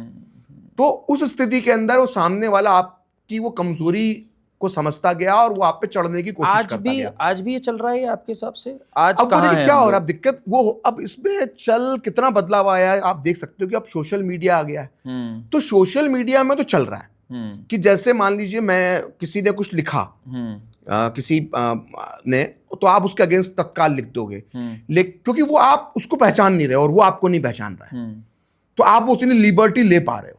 लेकिन क्या आपके साथ में रहने वाले को समझाने की कोशिश करते हो आप कि बॉस ये गलत कर रहे हो तुम, या तुम्हारे यहाँ ये गलत होता है, देखो ये ट्रिपल तलाक अगर आया तो ये तुम्हारे समाज के भले के लिए आया, या ये सीए है ये तुम्हारे लिए नहीं है भैया, तुम्हारा कोई लेना देना नहीं है, और उसको लेकर दिमाग के जाले साफ कर लो कि ये प्रधानमंत्री नेहरू ने वादा किया था 15 अगस्त 1947 को, डॉक्टर्स विद डेस्टिनी उनका बड़ा मशहूर भाषण, उसमें उन्होंने कहा कि जो सीमा पार बंटवारे की वजह से हमारे भाई रह गए हैं, हम सुख दुख में उनके साथ होंगे। तो उनका वादा पूरा हो रहा है कि भाई उधर दुखी हैं, हमारी जिम्मेदारी है, उन्होंने नहीं मांगा पाकिस्तान, अगर वो परेशान है तो हम उनको नागरिकता देंगे, इससे तुम्हारा कोई लेना देना नहीं है। ये हम समझाने की हिम्मत नहीं करते। जैसे आज तो सोशल मीडिया आया, आपने एक बात कही, आप उस दौर से भी गुजरे हैं जब सोशल मीडिया इतना वाइब्रेंट और एक्टिव नहीं था, इनफैक्ट था भी नहीं। मैं अगर बात करूं 26/11 के समय की, है, आपने अलग अलग मीडिया ऑर्गेनाइजेशंस में काम किया, वहां पर भी एक नैरेटिव सेट होता था, एक नैरेटिव था, और वो नैरेटिव भी इसी टाइप का गिल्ट ट्रिपिंग का नैरेटिव था जिसकी हम बात कर रहे हैं। असर्टिव नहीं था वो कि ये गलत है, यहां पर उल्टा एक अलग ही एजेंडा, अलग ही नैरेटिव चले हैं। बिल्कुल। आपका क्या एक्सपीरियंस था तब? Because you were at the end of it, आप देख रहे थे उस समय कि क्या नैरेटिव करना है, क्या बात करनी है, कैसे आपने देखा उस समय? देखिए 26/11 का जब हमला हुआ, मैं उसके थोड़ा पहले चलता हूँ। 26/11 का जब हमला हुआ था तो उसके पहले एक बड़ा ट्रेंड चल गया था कि हर दिल्ली के अंदर या जयपुर के अंदर हर शनिवार, रविवार को या शुक्रवार को एक छोटा छोटा ब्लास्ट होता था। 70 ब्लास्ट हुए थे। हाँ, बहुत रेगुलर ब्लास्ट होता था। मतलब हम लोग बैठे रहते थे और अचानक ब्लास्ट की खबर आ जाती, ब्रेकिंग न्यूज में हम लोग जुड़ जाते थे। तो वहां पर हमारे साथ उस चैनल में एक रिपोर्टर होती थी, और आजकल बहुत बड़ी मुस्लिम वॉइस है, ना केवल भारत में, और ना अल जजीरा के अंदर भी वो लाइव बैठती हैं, एंटी इंडियन बातें करती हैं, और भारत का मुसलमान डरा हुआ है नैरेटिव करने के अंदर उनकी महारत हासिल है उनको। और भारत विरोधी एक वेबसाइट है, उसके अंदर वो बड़े पद पे काम करती हैं, और उनका वही नैरेटिव सेट करना, भारत का मुसलमान डरा हुआ है, मतलब उनका पेट डायलॉग है, और विदेशी चैनलों के अंदर भी वो बैठती है। तो उस चैनल के अंदर वो रिपोर्टर थी। तो उनका अक्सर था कि जब भी ब्लास्ट की वो रिपोर्टिंग करती तो कई बार उन्होंने कहा कि ये समाज के एक तबके का जो आक्रोश है वो ब्लास्ट की शक्ल में फूट रहा। तो इतनी लिबर्टी एक समय एक चैनल के अंदर थी कि एक आतंकवादी घटना को रिपोर्टर लाइव कह सके कि भाई समाज के तबके का आक्रोश है जो ब्लास्ट की शक्ल में फूट रहा है। मतलब ये सब चल रहा था। फिर बाटला एनकाउंटर में भी उनकी खास एक रिपोर्टिंग थी जिसमें उन्होंने कहा कि सेंटिमेंट्स को हर्ट करने के लिए, खास कम्युनिटी के सेंटिमेंट्स को हर्ट करने के लिए ये जुमे का दिन चुना गया है बाटला एनकाउंटर के लिए। तो इस तरह की भाषा चलती थी, और ये लोग ऑन एयर चैनलों के अंदर काम करते थे, ये अपने नैरेटिव पे काम करते थे। 26/11 का मैं आपको एग्जांपल देता हूँ। 26/11 का जब हमला हुआ तो उस रात, तो जब हमला हुआ 10 साढ़े 10 बजे, तो वो तो रात के 12 बजे तक क्लियर हुआ कि भाई ये हमला जो था ये अब आतंकवादी हमला है। उसके नेक्स्ट डे तब तक सारे रिपोर्टर पहुंच चुके थे वहां पर, वो बड़ा, तब तो बहुत ही बड़ा वो स्केल पे पहुंच चुकी थी खबर। तो मैं नाइट शिफ्ट में था उस चैनल के अंदर, एनडीटीवी में उस वक्त में नौकरी करता था। तो एक रिपोर्टर का फोन आया रात में कुछ 2 या 3 बजे के आसपास, और रिपोर्टर शराब के नशे में धुत था। अच्छा। और वो बदनाम है शराब पीकर काम करने के लिए बदनाम है आज भी। और ऐसा एक किस्सा नहीं, उसके ऐसे 50 किस्से जब उसने शराब पीकर वो ऑन एयर गया है, चाहे फोनों में, चाहे लाइव में, चाहे एंकरिंग में, शराब पीकर गया वो एनडीटीवी के अंदर, सबको मालूम, सब जानते हैं। उसने रात में मुझे फोन किया, बोले प्रखर वो मैंने अभी देखा है अपनी आंखों से, 3 आतंकवादियों को सेफ पैसेज दे दिया है सरकार ने, और वो सेफ पैसेज। तो मैंने कहा कि यार ऐसे तो नहीं चल सकता, तो बहुत बड़ी खबर हो जाएगी, ये बहुत रिस्की है, कंफर्म हो, पिए हुए लग रहा था। अब कोई शराबी की बात पे तो यकीन करेगा नहीं, मैंने भी नहीं किया। तो बोला नहीं तुम चलाओ, मैं बोल रहा हूँ, मैंने अपनी आंखों से देखा। तो मैंने अपने चैनल हेड को जगाया, मैंने कि वो कह रहा है और मेरे को लग रहा है पिया हुआ है, वो ये कह रहा है कि 3 आतंकवादियों को सेफ पैसेज दे दिया सरकार ने। बोला नहीं, वो कह रहा तो चला दो। मैंने चला दूं? बोला चला दूं, अब मैं क्या करता। चला दी। तो ये मजाक हो रहा था। मतलब आप सोचो कि इतना बड़ा भारत पे हमला हुआ ये है। अवार्डेड पत्रकार हैं जिनका आप नहीं, नाम अवार्ड के लायक तो है नहीं वो। हाँ। मतलब वो उस तरह के पत्रकार हैं। जब क्या हुआ 96 95 में जब टेलीविजन शुरू हुआ तो उस समय के जो कई बड़े रिपोर्टर वगैरह थे वो प्रिंट टीवी में काम नहीं करना चाहते थे। तो उस वक्त जो कई ऐसे लोग इस बीच में घुस गए जो अर्ली स्टार्टर जिनको कहते हैं कि ना शक्ल थी ना अकल थी, लेकिन उस वक्त उनके हाथ में चैनल का माइक आ गया तो बड़े पत्रकार हो गए, बड़े रिपोर्टर हो गए। अदरवाइज अगर वो 2004 वार के आसपास वो करियर शुरू करते तो शायद वो कुछ हासिल नहीं कर पाते। ये उस दौर के पत्रकार थे। तो यही सब ऐसा बहुत सी चीजें हैं। तो ये सब चैनलों को खुली छूट मिली हुई थी उस वक्त में कि इतने बड़े आतंकी हमले में आप कुछ भी दिखा दो। आपको कैसा लगता था उस समय? बिकॉज आपको कई जगहों पे पता होता था कि सच तो ये नहीं है जो जा रही है, इससे बहुत विपरीत है सच। How was your personal journey? Because आपने काफ़ी चैनल्स चेंज करी हैं, ठीक, वहाँ से फिर आप जी न्यूज़ भी गए, फिर आज तक भी गए। तो आपकी पर्सनल जर्नी क्या चल रही थी उस समय प्रखर भाई? आपको क्या लग रहा था? आपको अजीब लगता था कि यार ये सच नहीं है और ये जा रहा है, मैं क्या करूं? नींद नहीं आती थी कभी कभार? How was the experience? मैं आपको एक चीज बताता हूँ कि मैं इसमें कोई महिमा मंडन अपने परिवार का नहीं कर रहा, या मैं कोई, मेरे को लगता है कि हर माँ बाप या परिवार ऐसे ही हैं भारत में सभी लोगों के। मेरे परिवार में मेरे पिताजी ने मुझे यही चीज सिखाई कि ठीक है, नौकरी अपनी जगह पर है, सब कुछ अपनी जगह पर है, लेकिन आप जहां देश की बात है वहां कॉम्प्रोमाइज मत करो। और मैं आज भी, मैं सिर्फ मेरे पिताजी की बात नहीं, मेरे परिवार का अगर मैं इतिहास देख लूं या मैं अपने परिवार में और भी बुजुर्ग देख लूं या मेरे पूरे ही परिवार को मैं देखूं तो शायद ये भावना हम लोग पूरे परिवार में ये क्यों है? शायद मेरा परिवार संघ से बहुत पहले जुड़ गया था।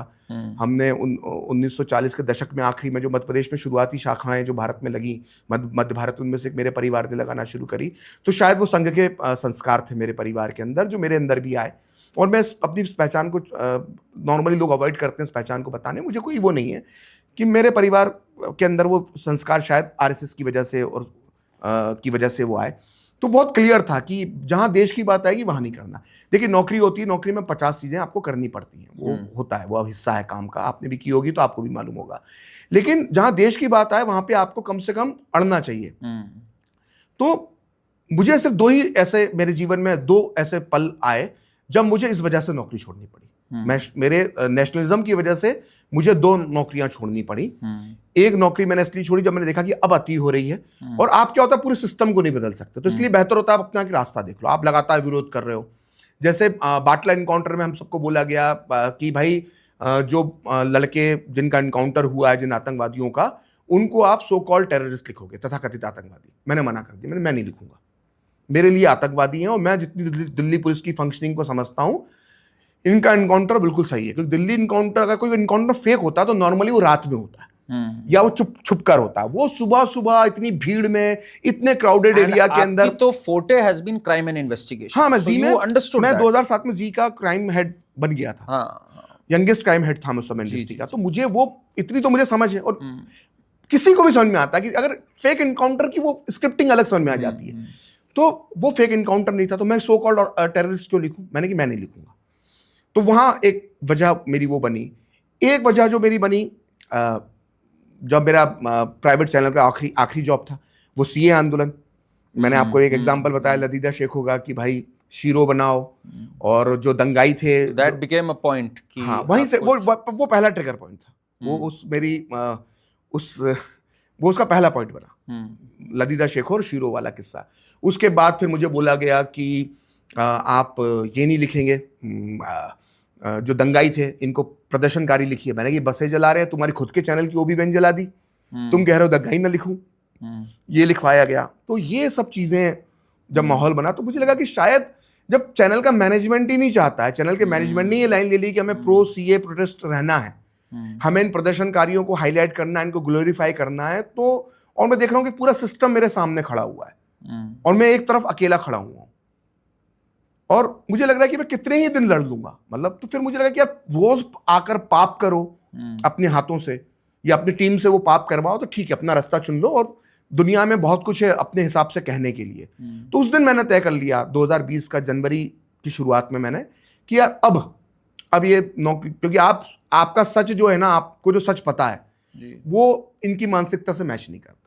मतलब मैं आपको क्या ही बताऊं, मतलब मैंने जो जो चीजें देखी हैं इस इंडस्ट्री में, लोग बोलते हैं 25 साल का एक्सपीरियंस, और मैं मैंने पुस्तक जब लिखी तो मेरे जो पब्लिशर थे उनको एक बड़ी गलत फहमी थी कि प्रखर ने इतने सारे चैनलों में काम किया है तो मेरी पुस्तक को तो बड़ी पब्लिसिटी मिलेगी। करण भाई, मेरी पुस्तक रिलीज होने के बाद मेरा जो पहला बहिष्कार है वो मेरे मीडिया ने किया। मेरी पुस्तक की किसी चैनल की वेबसाइट में समीक्षा नहीं छपी है। जी। और क्यों नहीं छापी? क्योंकि उनको लगता था ये तो हुआ ही नहीं होगा। मुझे बड़ा अच्छा किस्सा बताता हूं। जब मेरी पुस्तक आई तो उसमें किस्सा है कि गोडसे का जो सहयोगी था मदन लाल पावा, उसने अपनी गवाही में बताया था, और ये 164 के बयान में, 164 के बयान में जो मजिस्ट्रेटियल बयान माना जाता है, उसमें मदन लाल पावा ने बताया, जिसको उम्र कैद हुई बाद में गांधी हत्याकांड में, कि गांधी के करीब की एक महिला गोडसे से मिली हुई थी। जब हम पहला हमला 20 जनवरी को करने गए तो वो गांधी के पास से उठ कर आई, उसने मराठी में गोडसे से बात करी और वापस गांधी के पास चले गई। ये उसने बयान पुलिस को दिया। तो जो व्यक्ति जिसने एक पढ़ी थी, एक बहुत बड़ा चैनल है, उसकी एक बहुत बड़ी वेबसाइट है, उसके एक रिपोर्टर ने वो पुस्तक पढ़ी, उसको ये चीज क्लिक कर गई। उसमें मैंने लिखा हुआ है कि वो नेशनल आर्काइव में बयान पढ़ा है, मदन लाल पाहवा का बयान, वो कोर्ट में पेश किया गया है। तो उसने उसी के आधार पर लिखा कि वो महिला कौन थी, कभी उसकी जांच क्यों नहीं हुई, या पाहवा ने झूठ बोला था, या पुलिस ने मार के पाहवा को झूठ बुलवाया था, या पुलिस गांधी हत्याकांड में किसी महिला को फंसाना चाहती थी। 50 सवाल उससे निकलते हैं। उसको वो क्लिक कर गई। वो इन्वेस्टिगेशन का रिपोर्टर उस टाइप का उसका दिमाग था। तो उसके संपादक ने मना कर दिया, बोले नहीं नहीं ये तो हुआ ही नहीं होगा। अरे भाई, जाके नेशनल आर्काइव में चेक निकाल ले मदन लाल पाहवा का बयान। मैंने उस पाहवा के बयान की फाइल नंबर लिख रखी है, उसका पेज नंबर लिख रखा है, उसका पैरा लिख रखा है। तेरे को उस बयान का टाइप किया हुआ उसमें मदन लाल पाहवा की साइन चाहिए, वो मैं तेरे को उपलब्ध करवा देता हूं। तो ये मानसिकता है। इस मीडिया आज भी बदली नहीं है, ये अभी सब दिखाई दे रहा है, क्योंकि ये स्थिति आप जिसको गोदी मीडिया कहते हैं, गोदी। मैं आपको बताता हूं, 2019 का मई में आती है, 27 मई को वीर सावरकर जी की जयंती होती है। मैंने वीर सावरकर पर शो बनाया 27 मई 2019 में। मोदी जी तब तक दूसरी बार चुनाव जीत चुके थे, नतीजे आ चुके थे, और 303 सीटें लेकर आए थे, पिछली बार से ज्यादा। मैंने उसमें कुछ लिखा कि हिंदुत्व, वीर सावरकर समथिंग कुछ नाम दिया। बोले यार ये नाम तो ऐसा लग रहा है कि हम सावरकर के चले, हटाओ नाम। तो मैंने कहा फिर मैं क्या नाम दूं? तो फिर मैंने नाम दिया हिंदुत्व का नायक। बोला नहीं नहीं ये भी हटा दो, ये नाम भी नहीं होना चाहिए। तो फिर मैंने कहानी वीर सावरकर की। मैंने बनवाई क्यों रहे हो शो जो तुम्हें दिखाना ही नहीं है? लेकिन एक आइडियोलॉजी को दिखाने के लिए कुछ जो लोग बैठे हुए हैं कि भाई देखो हम तो वीर सावरकर पे शो भी बनाते हैं, लेकिन उसमें वो उनकी सच्चाई पूरी तरह सामने ना आ पाए। देखा है टॉप बैंड में वीर सावरकर लिखा हुआ है, अरे यार वीर हटा दो, ये देखा हुआ है। और दूसरी तरफ देखिए, जब ये बालाकोट वाला और इसके पहले जो पुलवामा हमला होता है, जब जैश का नाम आता है, जब जैश का नाम आ गया तो जब मैं लिखा, मेरी टीम ने मौलाना मसूद अजहर टॉप बैंड में नाम में स्क्रिप्ट में, तो क्लियर इंस्ट्रक्शंस आए कि मौलाना मसूद अजहर के आगे मौलाना मत लिखो, मसूद अजहर लिखो। जो खुद अपने को मौलाना बोल रहा है, जिसका नाम ही है। वो मौलाना है, उसका पद है, वो अपने नाम के आगे लिखता है। पूरा पाकिस्तान का चैनल, हर आदमी उसको, क्यों? क्योंकि मौलाना अगर आप एक आतंकवादी के आगे लिखेंगे जो कि उसका नाम है, तो एक वर्ग विशेष को दिक्कत हो सकती है। नैरेटिव सेट करना। तो सोचो, आतंकवादी के नाम तक में परिवर्तन करवाया। और अभी पंडित जवाहरलाल नेहरू बोलने में कोई दिक्कत नहीं है। वो कितने बड़े पंडित थे। महात्मा गांधी है, महात्मा, वो तो मोहनदास करमचंद भी नहीं, महात्मा बना रखा है वहां। राष्ट्रपिता, खैर मैं वो उस कंपैरिजन में नहीं जा रहा, लेकिन अगर मैं पंडित जवाहरलाल नेहरू की बात करूं तो भाई ऐसे कौन से पंडित थे वो पंडित लिखने में तुम्हें दिक्कत है। वो मौलाना होकर मस्जिदों में तकरीरें करता है मसूद अजहर, वो प्रॉपर मौलाना है, उसका नाम मौलाना मसूद अजहर है। इस सच्चाई से किसी को क्या दिक्कत होना चाहिए भाई? आपका नाम करण वर्मा है तो है भाई नाम, मेरा नाम प्रखर श्रीवास्तव है तो है, इसमें क्या किसी को प्रॉब्लम होना चाहिए? जी।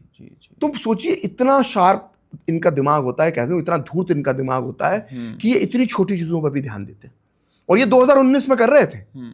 और ये अब वो तो गोदी मीडिया, और कहां है गोदी मीडिया भाई? किस गोदी मीडिया की बात करते हो?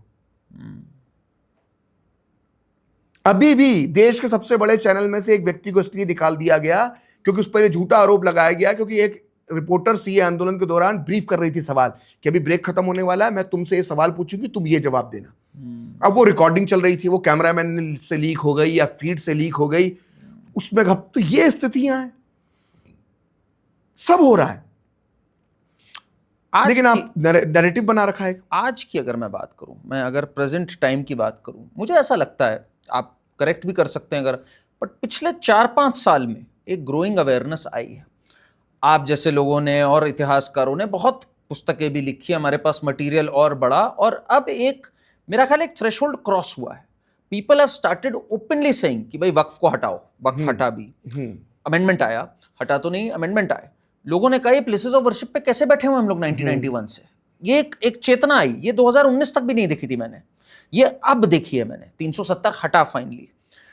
अब 370 हटने के बाद कश्मीर में हमने टूरिज्म इंक्रीज होते हुए देखा, पत्थरबाजी वगैरह कम होते हुए देखा। अचानक से ये एपिसोड होता है। आप इसको एक बहुत बड़ा रोड ब्लॉक देखते हैं, ऑब्स्टिकल देखते हैं, या ये एक वेकअप कॉल है हमारे लिए? कहाँ हम खड़े हैं इस समय, हम कहाँ खड़े हैं फ्रॉम 2019 टू आज 25 में हम सीए के बाद से? मुझे लगता है आज की डेट में अगर कोई इस तरह की चीज होती है, इट विल बी डिफीटेड। वो नैरेटिव चल नहीं पाएगा आज की डेट में, बिकॉज आज लोग बड़े गुस्से में। आज लोग ये भी सुनने को नहीं तैयार है कि टेररिज्म हैज नो रिलीजन। बहुत बुरी तरह से इस पे भी चल रहा है, क्योंकि भाई कहकर मारा गया है हिंदू। बिल्कुल। इसलिए ये एक चेंज, पॉजिटिव चेंज आया है चेतना वाइज। आप कैसे देखते हैं इस समय? इसके दो, मैं इससे जो आपने वक्फ की और उसकी बात की, और उसने आपने कहा कि आप जो, तो हम जैसे, मैं इसमें क्रेडिट देना चाहूंगा जो सच्चे वकील थे, जैसे विष्णु शंकर जैन हो गए, अश्विनी जी हो गए, इन लोगों ने जन चेतना लगाई। क्योंकि पहले क्या होता, कानून जो विषय था उसको मीडिया ने भी, जो हम लोग, जो हमारी लॉ बीट होती थी, जो supreme court high court cover करने वाले रिपोर्टर जिस तरह के होते थे, जिस तरह की भाषा अगले दिन अखबार के अंदर रिपोर्टिंग में, लॉ रिपोर्टिंग में लिखी जाती थी, या मीडिया में जो कवरेज होता था, तो बहुत उस समय वही अंग्रेजी दाम माई लॉर्ड करके दांतों से चबा चबा कर जो अंग्रेजी बोलने वाली बहसें चलती थी सुप्रीम कोर्ट में, जो आधा जो जनमानस जो रहता था उसको समझ में नहीं आती थी।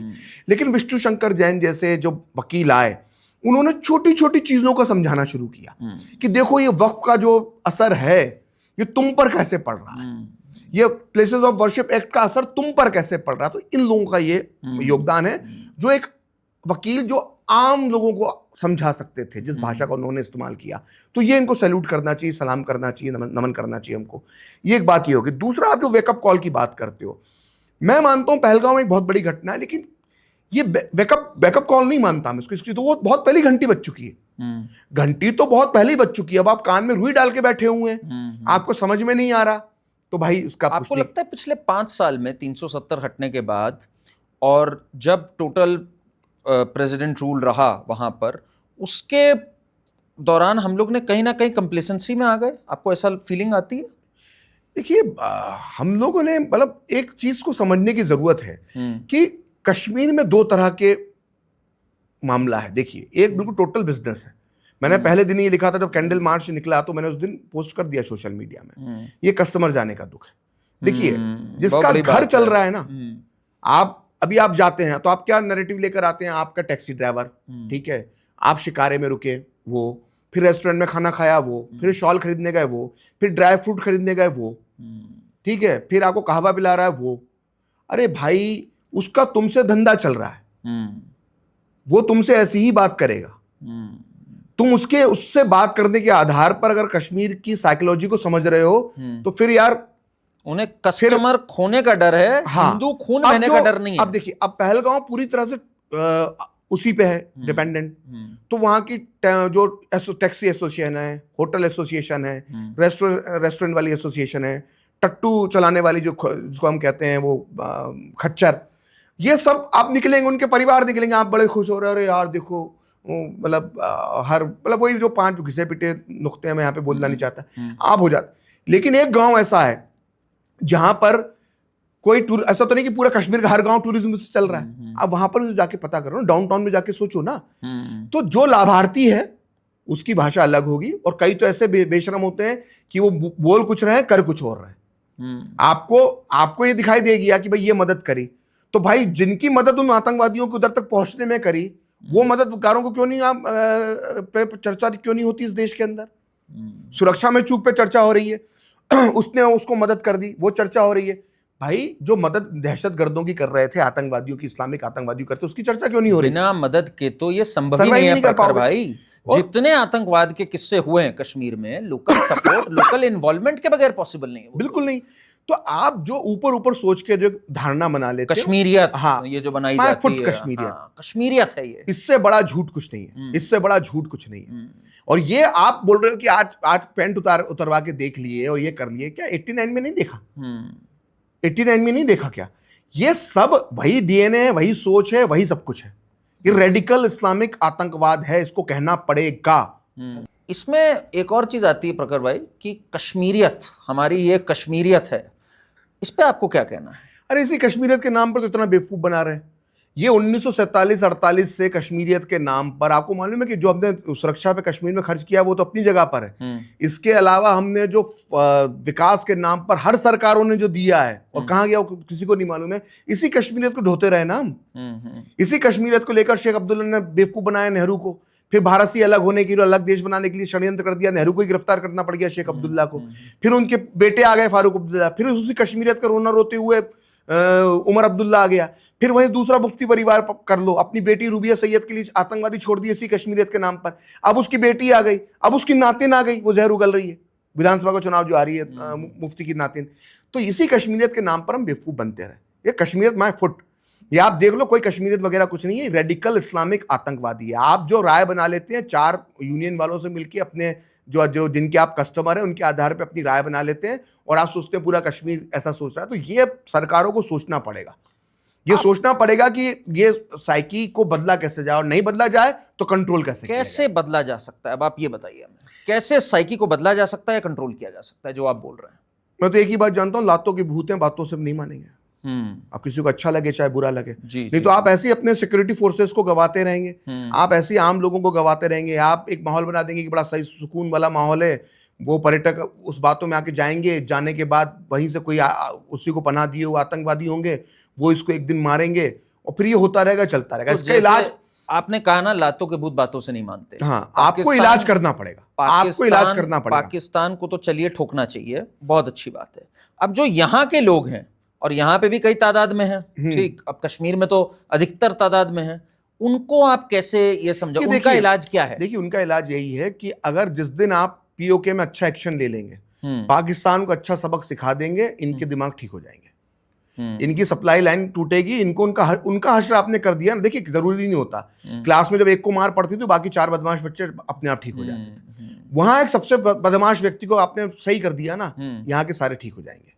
यही इनका इलाज है। और दूसरा, अगर आप इलाज नहीं कर सकते हैं और आपको लगता है कि आप अभी भी बहुत, मैं अपने बाकी लोगों से कह रहा हूं, मैं सरकार से बात नहीं कह रहा, लेकिन अगर लोगों को लगता है और इसी भ्रमजाल में वो जी रहे हैं, तो मैं तो सिर्फ बहुत क्लियर कट बात बोलता हूं करण भाई, कि या तो आप जो है कलमा सीख लो पढ़ना, या अपना खतना करवा लो, अदरवाइज तैयार हो जाओ भविष्य के लिए, नहीं तो इससे ज्यादा शर्मनाक आज नहीं होगा। क्या लेवल हो सकता है कि हम लोग यहाँ तक आ गए हैं कि या तो आपने जो लफ्ज कहे अभी कि या तो कलमा पढ़ लो या खतना करा लो, और नहीं, और अपने पूर्वजों की तरह जो उस अत्याचार में भी 800 साल तक अपना धर्म बचा रहे, अगर उनका तुम्हारे अंदर जरा भी लिहाज बाकी है तो फिर आवाज उठाओ।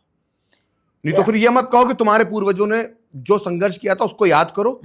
अगर उनकी दुहाई देते हो, श्राद्ध करते हो, हर श्राद्ध पे पितृमोक्ष अमावस्या पे, तो श्राद्ध करते वक्त ये भी याद रखा करो कि उन्होंने तलवार के डर से सलवार नहीं उतारा था।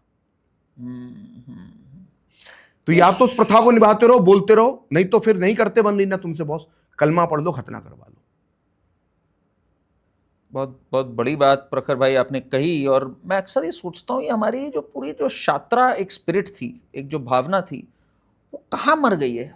कहाँ घटते घटते घटते हम लोग इतने पीस लविंग हो गए, फिर ये गाने भी बन गए, दे दी हमें आज़ादी, बिना खड़क बिना ढाल, और आराम से पीसफुल होते होते आज ये हालत हो गई है कि किसी, अगर मैं हिंदू की बात करूं, उसके घर में लाठी तक नहीं होगी।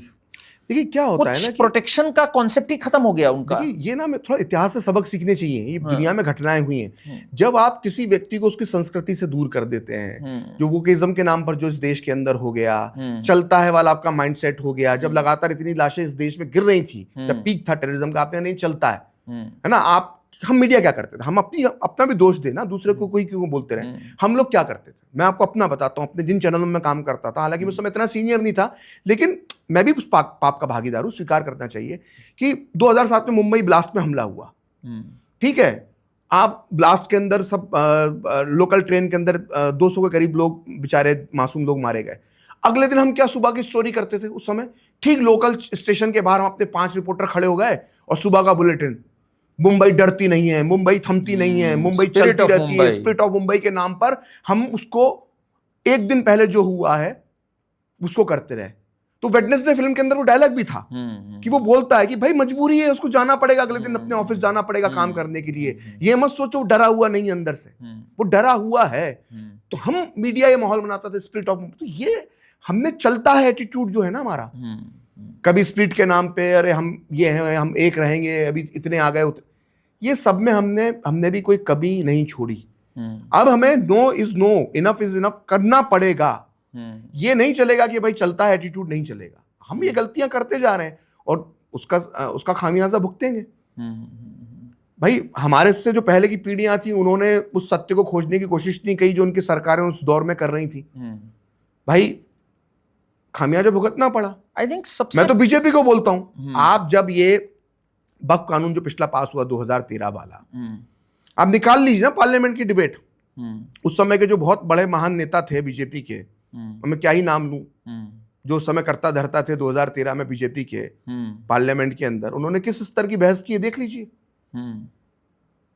जब दंगा वाला बिल जो आ रहा था यूपी के कम्युनल वायलेंस बिल, उसमें क्या बीजेपी का पार्लियामेंट के अंदर स्टैंड रहे होंगे, वो निकाल के देख लीजिए, बहस का स्तर मालूम पड़ जाएगा आपको। तो ये सब आपने होने दिया ना, आप क्यों ही जो 60 के दशक के समय हुआ है, 50 के दशक में जो हुआ है वो बाद में भी होता रहा।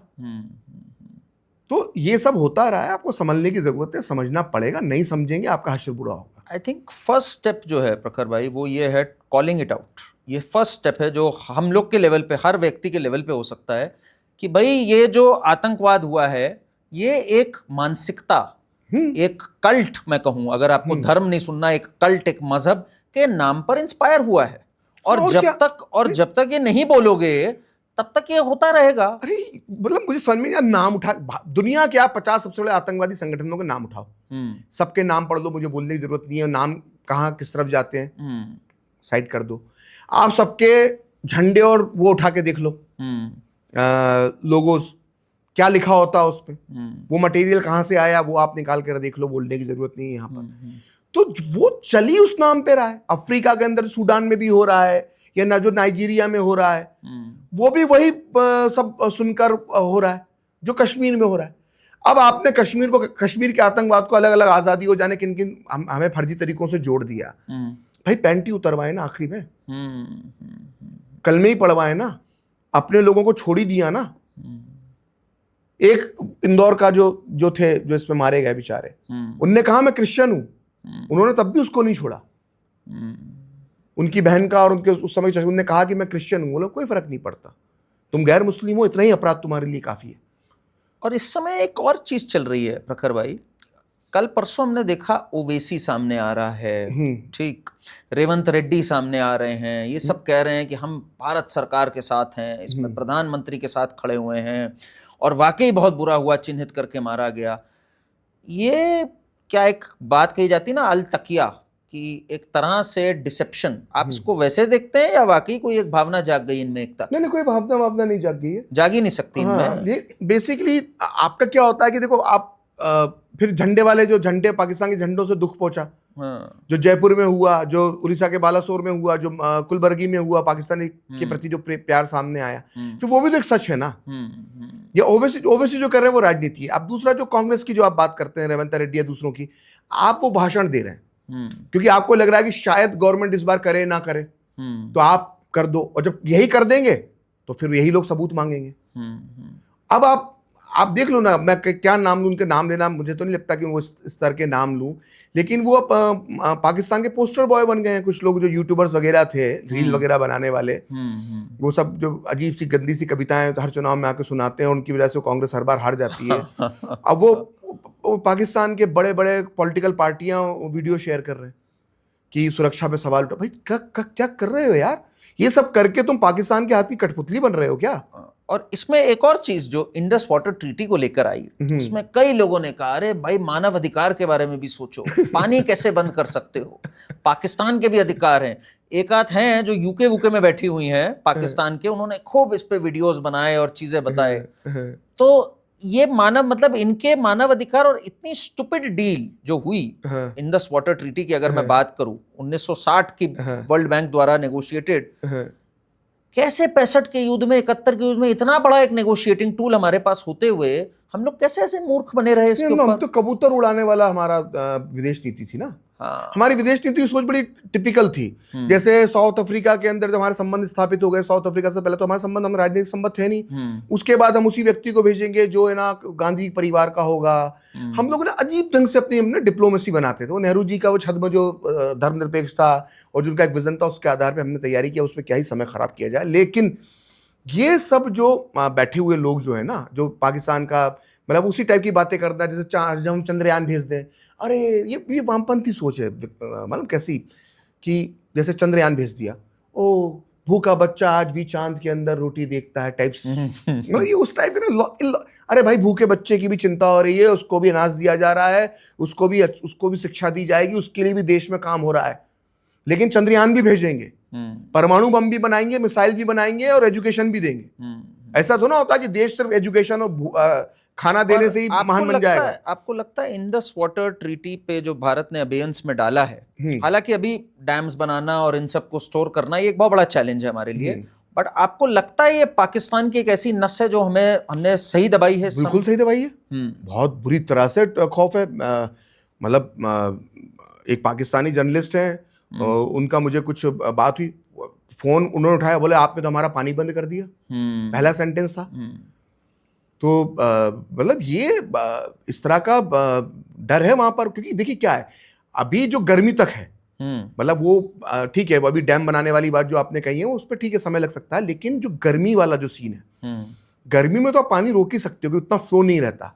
ये समस्या जो डैम बनाने वाली वो आप बता रहे हो जून जुलाई के बाद आएगी, लेकिन गर्मी बड़ा हाहाकार होता है। आपको याद होगा अभी पाकिस्तान में जो भी इकोनॉमिक क्राइसिस, पाकिस्तान तो हमेशा से कंगाल रहा, लेकिन जो लेटेस्ट कंगाली जो पाकिस्तान में छाई, उसमें आटे की लाइनें लगी जो पिछले 3 साल में, तो 3 साल पहले एक बाढ़ आई थी पाकिस्तान में। हाँ जी। उस बाढ़ से पूरा जो फर्टाइल लैंड जो उधर वाक़ा है, जो पंजाब और सिंध का, वो उजड़ गया। वहां से उसके चेन रिएक्शन शुरू हुए और पाकिस्तान का जो 30 अरब डॉलर शायद बचे थे आखिरी में, सबसे कम 29 तक आ गए। 35% इन्फ्लेशन, एक बोरी के लिए लड़ना, सब खत्म हो गया था। उससे हुआ, तो उससे स्टार्ट हुआ। कहने का मतलब कि जब खेती बर्बाद होती है तो पाकिस्तान का हाल ये होता है कि पाकिस्तान की पूरी जीडीपी जो है वो खेती पर टिकी हुई है, चाहे वो बाढ़ से आए चाहे वो सूखे से आए। तो अगर ये सूखा इसी सीजन में आ गया तो एक ही सीजन काफी है।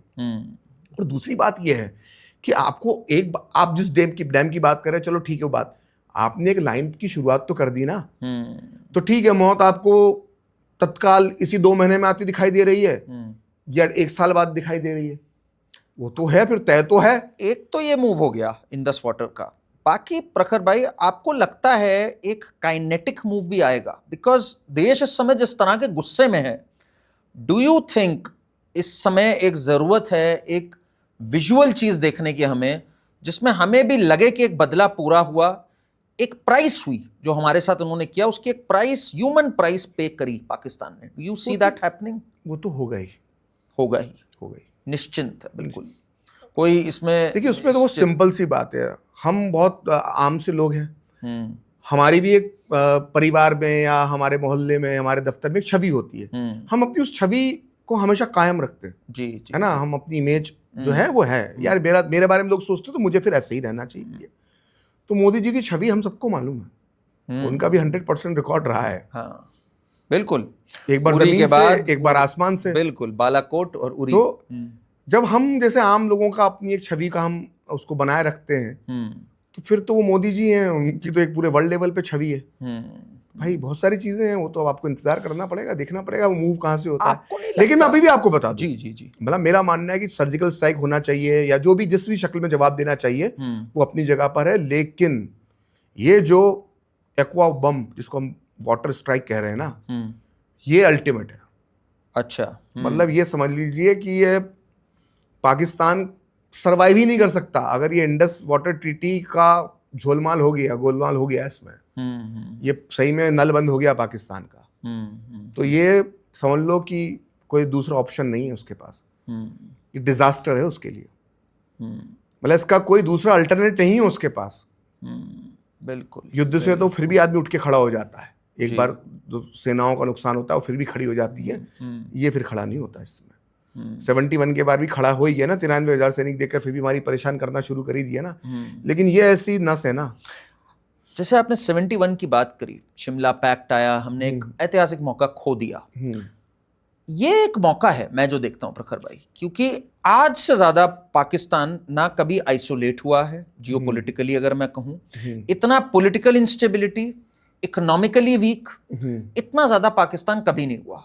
और हमारा देश भी इस समय काफी हद तक मैं कहूंगा एक चेतना नई है, सब कुछ है, एक लीडरशिप स्ट्रांग है। आई डोंट थिंक इससे अच्छी अपॉर्चुनिटी हमें मिलेगी to fix this problem for always. आप ऐसा भी देखते हैं इसमें? नहीं, मुझे ऐसा लगता है कि इतना भी आगे तक नहीं सोचना चाहिए। मतलब कुछ चीजें पाकिस्तान को तो सॉल्व कर सकते हैं हम लोग इस बार। देखिए क्या है ना कि आप जियोपॉलिटिकल बहुत बेहतर समझते हैं, बहुत तेजी से चीजें बदली हैं। 71 की स्थितियां बहुत अलग थी, 80s की अलग थी, कोल्ड वॉर इरा था, एक अलग चल रहा था, आज अलग है, आज वॉर लड़ने के तरीके अलग हैं। अब टैरिफ वॉर जब लड़े जा रहे हैं दुनिया के अंदर, तो ये देखिए जो भारत की संसद ने जो प्रण लिया है पाकिस्तान कब्जे वाले कश्मीर को, पीओके को लेने का, ये एक प्रण तो पूरा होगा, ये आप निश्चिंत रहें। मतलब जितनी मेरी समझ है, मुझे लगता है ये प्रण तो पूरा होगा। नहीं, पाकिस्तान लेकिन ये कैसे पूरा होगा, इसका रास्ता क्या होगा, ये इस पे नहीं चर्चा होगी, ये तो कदम धीरे-धीरे सामने आएंगे। आपने बिल्कुल सही कहा, एक तो पीओके तो होना ही है हमारा, होगा। दूसरी बात जो जिन्ना ने कहा था ना एक बार, एक बात कि either we'll have a divided India और a destroyed India. Don't you think it's the time for a divided Pakistan and a destroyed Pakistan? Because divided, हम देख रहे हैं बलूच लिबरेशन आर्मी का क्या चल रहा है, हम देख रहे हैं तहरीके तालिबान पाकिस्तान क्या कर रहा है।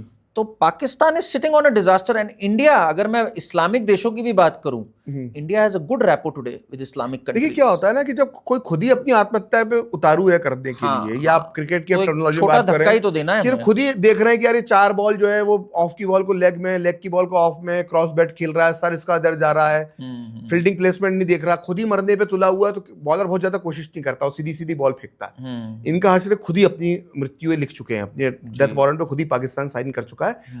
आपको कुछ बहुत ज्यादा नहीं करता, ये अपने आप होगा। समय हम लोगों को देखिए क्या होता है कि यहूदी 2000 साल तक बोलते रहे, अगले बरस जेरूशलम, अगले बरस जेरूशलम। वो पल आ गया जिसका मैंने जिक्र किया था कि वो 6 डेज वॉर में धड़धड़ाते हुए घुस गए। उस समय लगा, 2000 साल लगे।